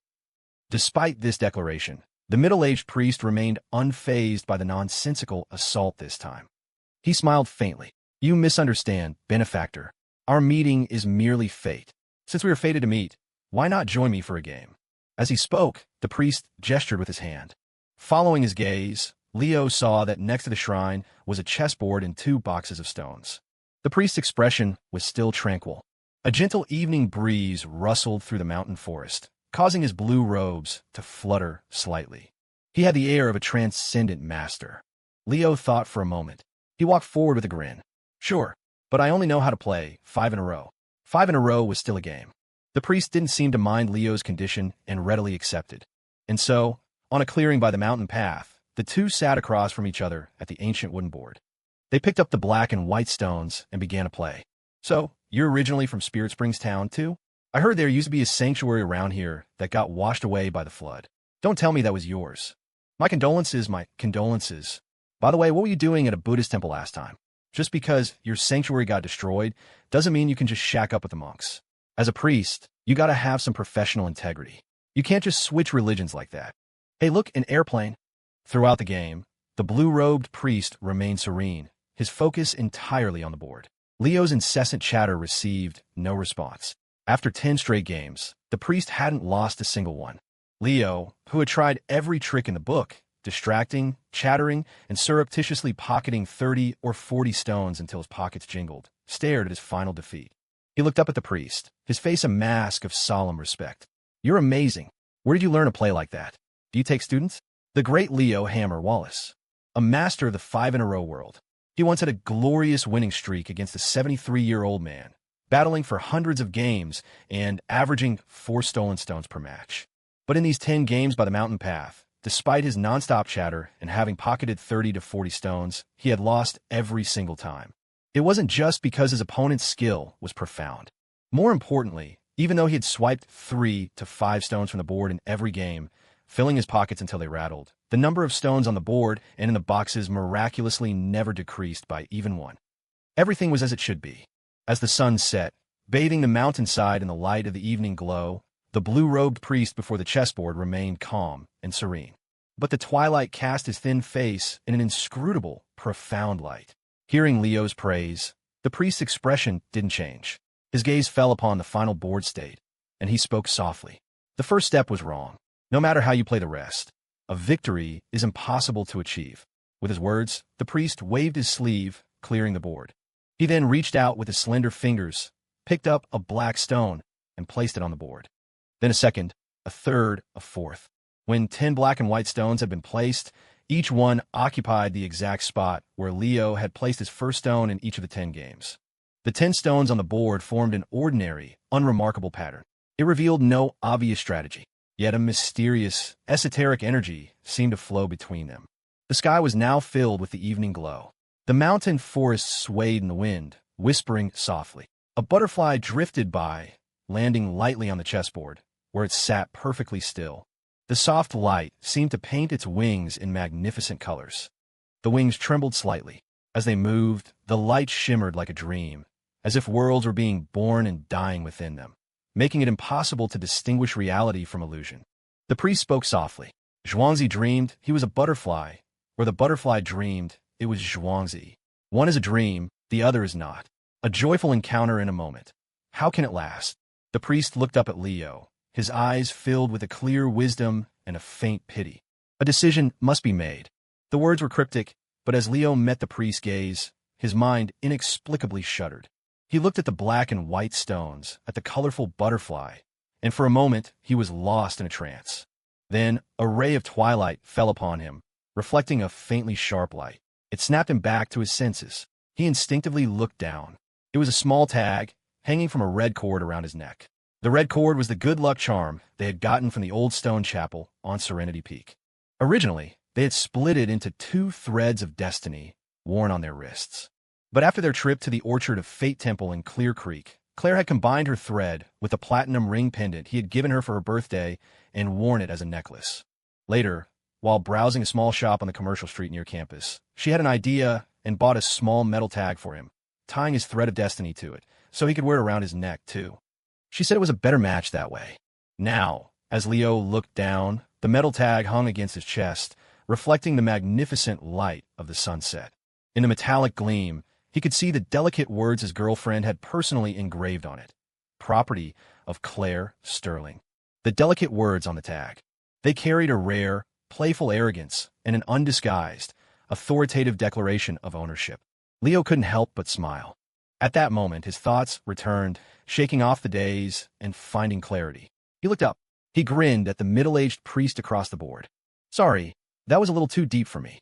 If you like talking in riddles so much, I can introduce you to a girl I know. You two might have a lot to talk about. The priest looked at the relaxed young man before him and fell silent for a moment. Before he could speak again, Leo was already pulling a coin from his pocket. I can't beat you at chess. How about we play something else? Leo held up the coin for the priest to see. The front was the number 1. Heads or tails. A game of luck. As he spoke, he tossed the coin into the air. It spun rapidly, flashing in the evening light, its details a blur. When it came down, Leo swiftly caught it and closed his hand. He looked up at the priest and smiled, gesturing for him to call it. The priest smiled faintly and spoke in a calm, soft voice. Tails, the flower. Such a simple trick required no great skill. His eyes alone were sharp enough to see that the number side had landed face down. It was like the affairs of the world, the laws of the universe. Nothing could escape his eyes. Leo grinned and opened his hand. The coin lay quietly in his palm. The number side was indeed face down, but the side facing up was not the flower. It was completely blank. The priest, for the first time, was stunned. He stared at the young man in disbelief. Leo rubbed his head and gave an embarrassed smile. My bad. It's a trick coin. I use it to play games with my friends. Playing games with friends. Times scamming his subordinate out of her salary. Square root. It was a magic prop. He had bought it on a whim a while back and used it to play heads or tails with Isabella Knockout Zhao, winning more than 20 times and saving himself a good deal on salary and overtime pay. Thinking about it now, he felt a little guilty, bullying a simple-minded employee like that. He was a pretty terrible boss. But this time, it had served a real purpose. Snapping out his thoughts, Leo grinned at the priest. I win this time. The priest, however, seemed unconcerned with winning or losing, or with Leo's cheating. He just stared at the coin in Leo's hand, at the blank, blurry surface. With his eyes, with his abilities, he should not have been fooled by such a simple trick. But just now, he truly hadn't seen it. Even now, looking at the back of the coin, it was a blur, a chaos that he couldn't penetrate. This was a secret that heaven itself concealed. The light in the priest's eyes flickered, and he murmured to himself, is it truly unpredictable? Or is there still a variable? Ultimately, he found no answer, but his purpose here was fulfilled. The priest shook his head gently. Without another word, he gave a slight bow to Leo, turned, and walked away. As twilight deepened into night, the blue-robed priest's figure receded down the mountain path, his transcendent air undiminished. Leo watched him go and then called out kindly, Hey, father, you're going the wrong way. That path leads to the women's hot springs. You'll get arrested for being a creep. The retreating figure seemed to stiffen for a second. Then it quickly changed direction and sped away, disappearing from sight. Only then did the grin on Leo's face slowly fade. He took a deep breath. Silence. He looked down at the coin in his hand. He hadn't realized that his palm was slick with sweat. A cool night breeze rustled through the forest. His back was soaked with a cold sweat. As smoke curled up from the chimneys of Pending Village, dusk settled over the mountains. The Berkeley students, refreshed from the hot springs, had all returned. The girls' cheeks were flushed, and they chattered excitedly, showing off how smooth and soft their skin was after the soak. The boys, drawn by the commotion, shamelessly sidled up. "For real? I don't believe it unless you let me touch." Smack. They retreated, clutching their faces. Quinn and Marco returned a little later, their faces and bodies flushed a deep red. Their friends stared in shock. "What happened? Did you two go to the springs too? How long were you in there? You look like you've been boiled." Jade eyed the couple thoughtfully, pushing her black-framed glasses up her nose. Behind the lenses, a flash of Conan-like insight glinted. Perhaps. It wasn't a proper hot spring bath. Most of the Hope School children had to go home for the night. Now that they didn't have to walk, the village had arranged for diesel trikes to ferry them. They waved goodbye reluctantly to their big brothers and sisters from Berkeley and sped off. A few of the older children from the village remained. Still full of energy, they clamored for a big feast that night, even puffing out their chests and offering to have their parents slaughter a couple of chickens for their guests. This earned them a smack on the head from their parents. "You little brat, you'll bankrupt the family." But then the parents would turn away from their sniffling children and, facing the Berkeley students and their advisors, slap their own chests grandly. "My kid's right. How is a couple of chickens enough? We got a pig we've been raising for 6 months. We'll slaughter it for our honored guests." When the moon rose high in the sky, casting a silver glow over Spirit Springs Mountain, another lively feast began in the village chief's courtyard. Tonight was a night for serious drinking. Amidst clinking glasses and a bounty of hearty farm-to-table dishes, everyone ate and drank to their heart's content. The Berkeley students, full of fighting spirit, loudly challenged the villagers to drinking contests. But amidst the revelry, they quietly passed crumpled 50s and 100s to their advisors, Alex and Ms. Sullivan. The villagers were generous, but the students weren't there to be freeloaders. Before they left, they would leave the money behind, more than enough to cover the costs. It wasn't a transaction. It was a token of their appreciation. Zhang Lili and Chun Erwa, who had stayed for dinner, had also had a little too much to drink. They were now clinging to Sun Yi's arm, crying their eyes out, refusing to let him go. They insisted that if he was leaving Spirit Springs Mountain, he had to take them with him. Sun Yi was touched and amused. He finally had a promise that he would come back often and write to them every week, sending postcards and photos. The children were still not satisfied, but the alcohol had taken its toll, and they fell asleep, still clinging to his arm. The sleeping children were carefully carried inside by the villagers. Only the adults remained at the table. The village chief looked around, then stood up and raised his glass to Sun Yi. "Mr. Sun, this one's for you. For all your hard work in our village all these years. I wish you a bright and prosperous future. No matter how far you go, Spirit Springs Mountain will always welcome you back." Sun Yi's eyes reddened. He stood and raised his glass. "This will always be my home." The glasses clinked. The cool liquor that splashed out was filled with fiery, genuine emotion. After the feast, Alex and Ms. Sullivan gathered their students, ready to head back down the mountain to the town. Before leaving, Leo clapped Sun Yi on the shoulder with a smile. "We'll talk later. You have my number." It was a night of joyful indulgence, where hosts and guests were equally merry. Leo had been smiling and laughing all evening, and no one would have guessed anything was amiss. On the way down the mountain, they returned to the Urgine Inn. Once inside their room, Clare wanted to take a shower. Leo sat on the edge of the bed for a moment, then stood up and walked out onto the balcony. The night was dark. A sliver of a crescent moon peeked out from behind the clouds. Its cold light illuminated the distant Spirit Springs Mountain, its peaks and valleys indistinct shadows in the moonlight. Silent and solemn, Leo stared at the nocturnal mountain's cape. Several hours had passed since dusk, and he had just been at a boisterous feast, but his mind was still unsettled. He couldn't stop thinking about the encounter on the mountain path. The first time might have been a coincidence. The second was definitely not. At the city temple, it had just been a brief meeting, but this time, the game of chess, the extended conversation, he had distinctly felt something strange, something inexplicable about the blue-robed priest. It was not a good feeling.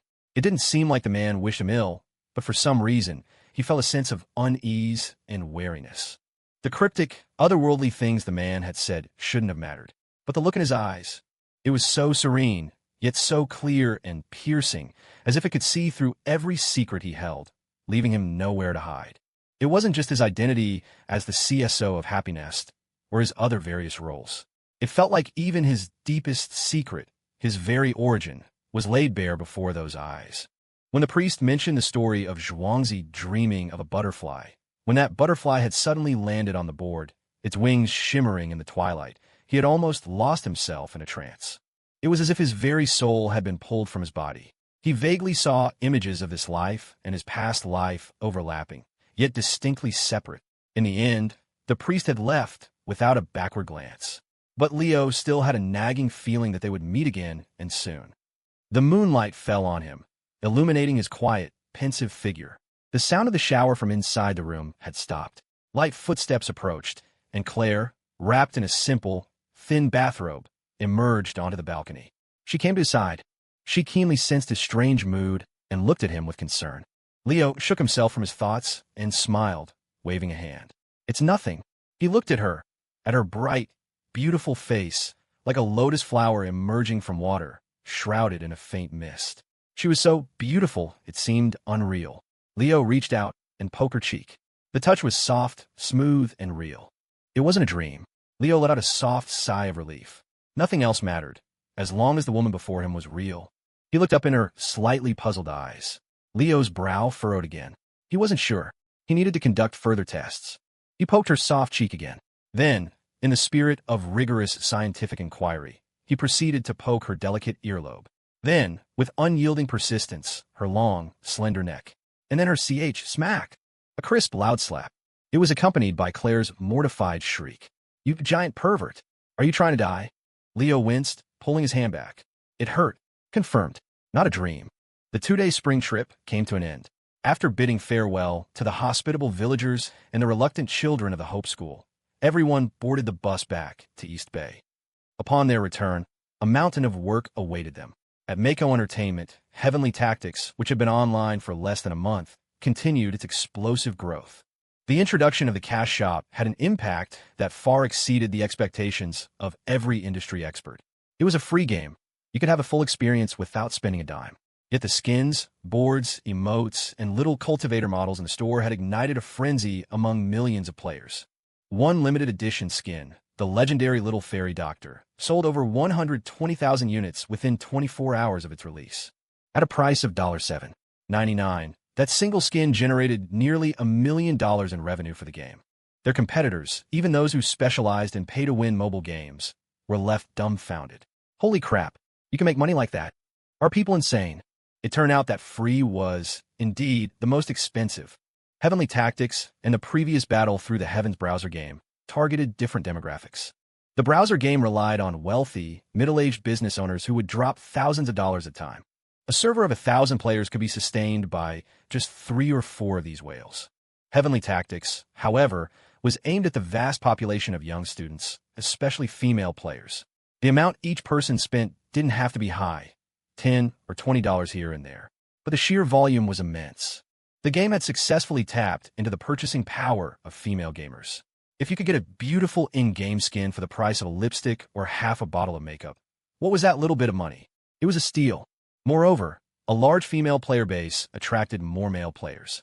Gifting to a girlfriend became a foolproof strategy. Guys no longer had to agonize over whether their gifts of custom banners, plaques, trophies, or horrifyingly pink makeup kits will be met with scorn. Now it was simple. Your girlfriend plays the same game as you? Just buy her a skin. It was like being given the answer key to a test. For a few dozen bucks, you could get a beaming smile and praise from your girlfriend, and maybe even more. Substantial. Rewards at night. The next morning, you'd wake up with an aching back, wincing but filled with gratitude for the game. What a game. All hail Heavenly Tactics. Leo had anticipated the success of Heavenly Tactics. After all, it combined the monetization models of 2 phenomenal games from his past life. In the gaming landscape of 2009, it was a completely unfair advantage. It was easy to turn these innocent gamers into willing spenders. But with the game's success came new problems. When a single skin could generate such massive profits, the pressure on the company's art department intensified. The day he returned from Spirit Springs Mountain, Leo made a special trip to the Mako Entertainment headquarters on Kongping Road. The moment he walked in, he could feel the frantic, stressed-out energy in the air. His employees were too busy to even celebrate the game's success. They were hunched over their desks, furiously sketching. The demand was overwhelming. While the legendary Little Fairy Doctor skin had received rave reviews, it had also sparked protests from many players. Why does only the Little Fairy Doctor get a legendary skin? Are you dissing my girl Medusa? What about us Sunner fans? We're the real OTP. Various fan groups organized protests, loudly demanding legendary skins for their favorite characters. And that wasn't even counting the less popular female characters. There were also fans of the protagonist, Jessingu, the old master Yao Lao, and even some who wanted a skin for the villain Yin Shan or some obscure character named Old Ghost Jai Shing. Old Ghost Jai Shing? Who the hell was that? The request could be niche, but this was just weird. In any case, a deluge of demands came crashing down, and the art team was swamped, working overtime to push out new skins as fast as possible.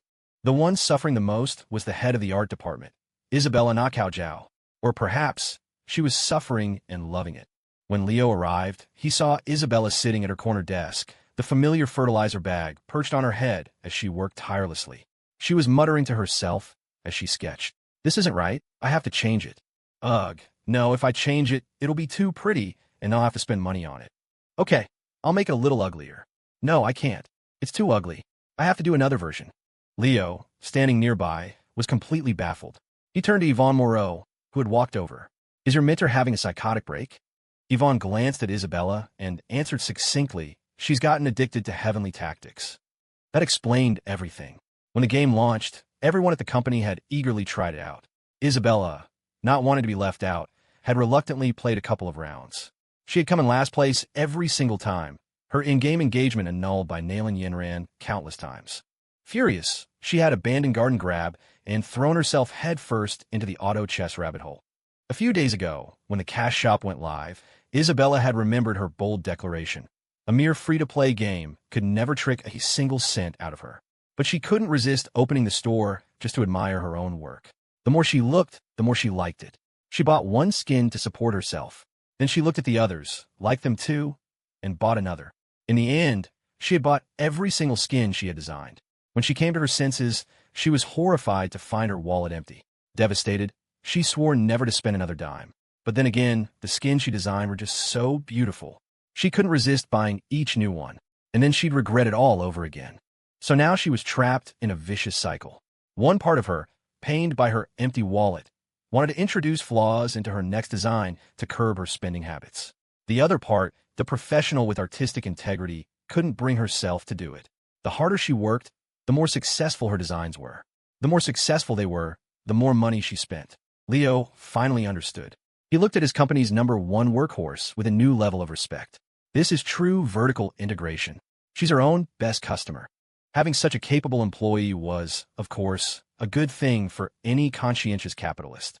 But you couldn't work them to death. It wouldn't be easy to find another employee so simple and easy to fool. No, so smart and resourceful. Thus, guided by the principle of sustainable exploitation, Leo gave instructions to Yvonne. Keep the overtime in check. Pay them for it, of course, but no more than 3 times a week and no all-nighters. The art team is under a lot of pressure and they're short-staffed. Start preparing to hire more people. I want to double the size of the team. You'll be in charge of interviews and screening. Yvonne had recently been officially promoted to general manager of Mako Entertainment's East Bay headquarters. She was in charge of everything. She had not let him down, handling the company's affairs with impeccable order. Hearing Leo's instructions, she nodded seriously. The only thing she questioned was the only 3 times a week, no all-nighters rule. Leo just smiled and patted her head. You're different from them. You can't hold everyone else to your own standards. The legendary Yvonne Moreau. This young woman held the title of Legendary Endurance Queen. She could eat Claire's Bertha Sue cookies without batting an eye and ask for seconds. With that kind of energy and vitality, she could probably work 24/7, 365 days a year and still be bright-eyed and bushy-tailed. The same couldn't be said for others. If they tried that, they'd die.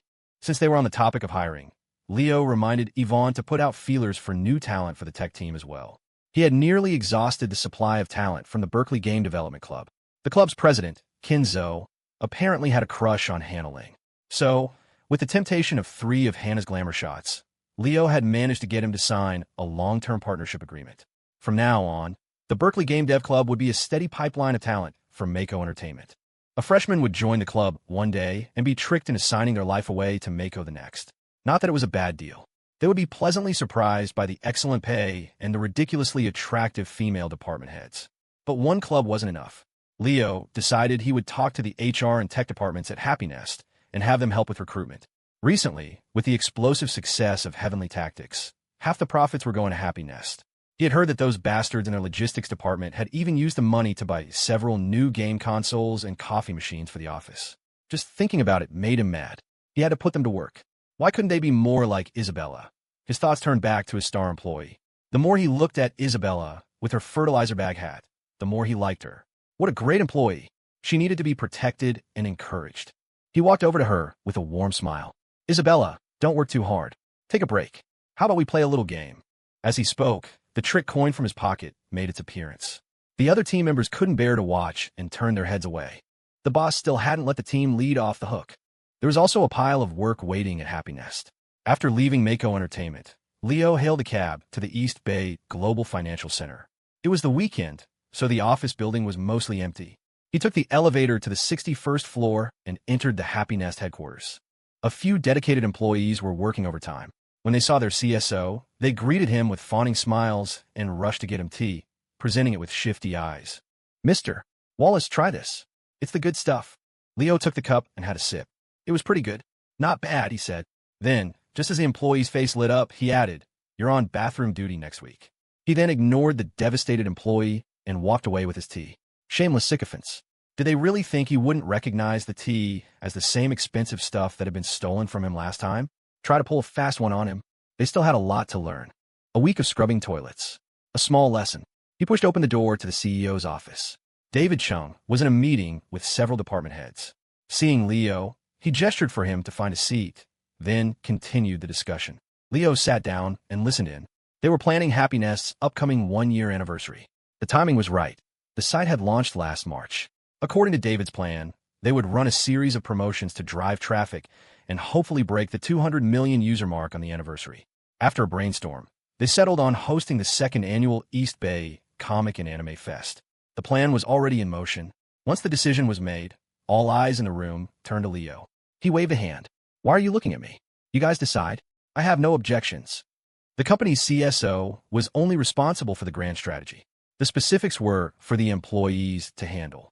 The Happy Nest team rubbed their hands together with mischievous grins. No, that's not it. We were thinking for this year's festival, maybe you and your girlfriend could do another cosplay. Last year's Aragorn and Arwen was a massive hit. If you did something new this year, it might go viral again. Or if you're busy, Mr. Wallace, that's fine. Just have your girlfriend come. Yeah, or I could team up with her. Leo shot them a sidelong glance. Team up, huh? All right, sign up here. Just write your names down. He produced his little notebook, as if by magic. The Happy Nest team scattered in an instant. I just remembered I have something to do. Just kidding, just kidding. I'm going back to work now. Goodbye. Each one fled faster than the last. Leo huffed and put his notebook away. A bunch of scoundrels. He would remember this. Hannah Ling had also been at the meeting and was about to leave. She seemed to remember something and glanced at her CSO. By the way, Mr. Wallace, last time you were in my office, did you happen to see some photos on my desk? There were glamour shots I had taken, a dozen or so. For some reason, 3 of them are missing. Leo froze. Really? I don't recall. Hannah frowned, confused. Where could they have gone?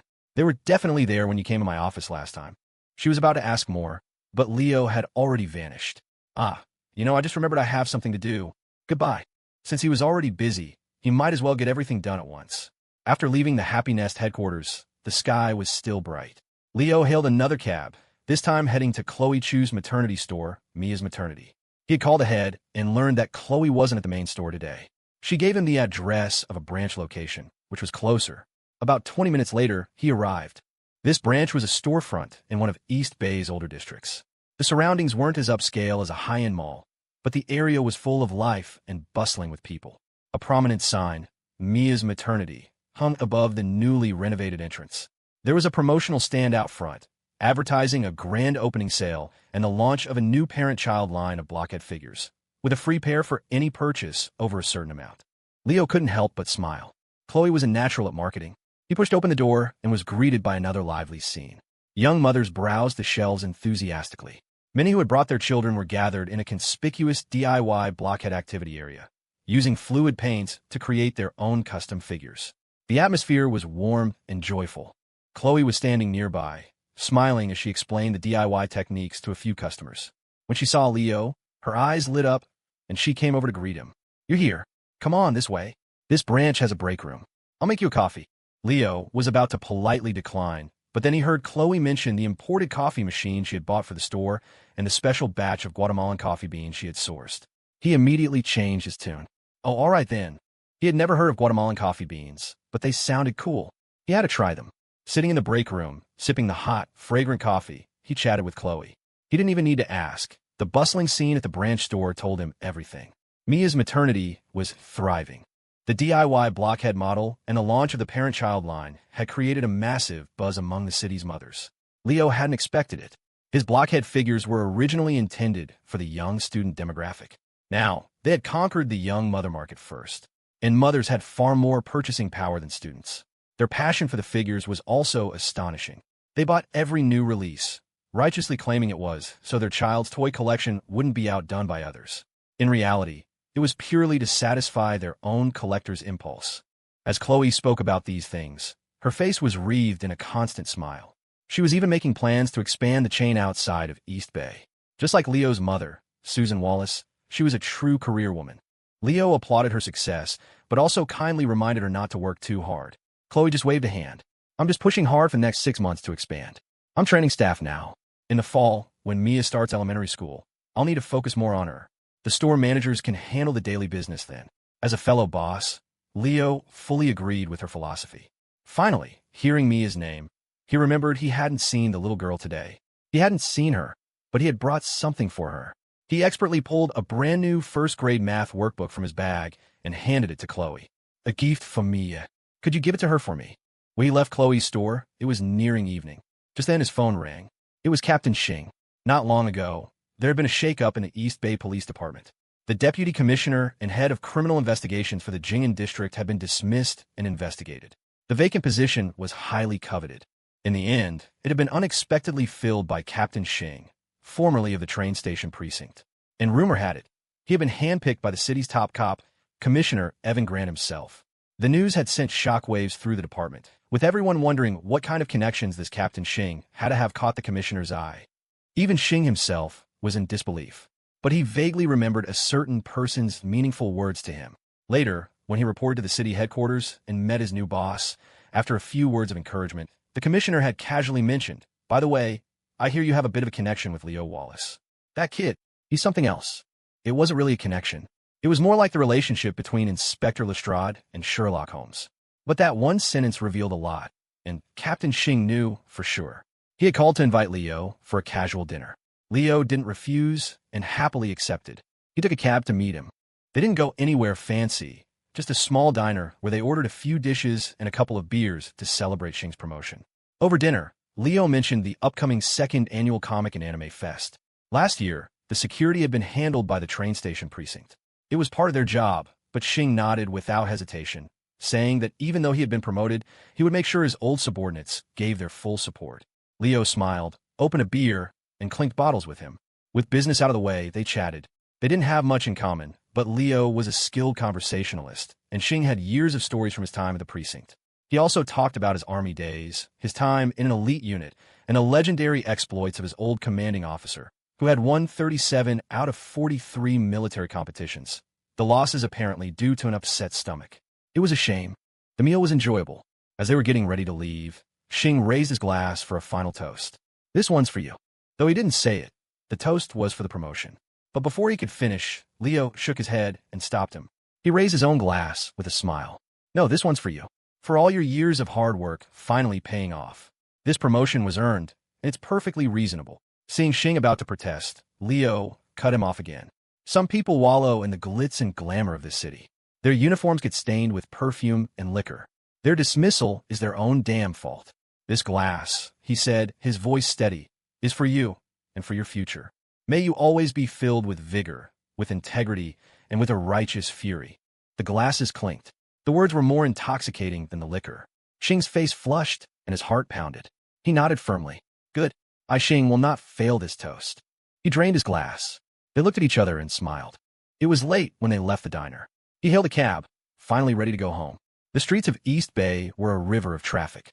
Sitting in the back, he watched the neon lights blur past the window. He rubbed his temples, feeling a little tired. He had thrown himself into a full day of work to keep his mind off what had happened at Spirit Springs Mountain. 2 days had passed, and the priest was long gone, but the memory of his actions, his words, still sent a tremor through him. That nagging feeling of wrongness still lingered. The only way to push it to the back of his mind was to stay busy. The neon lights reflected off the tag hanging from his chest. He subconsciously picked it up.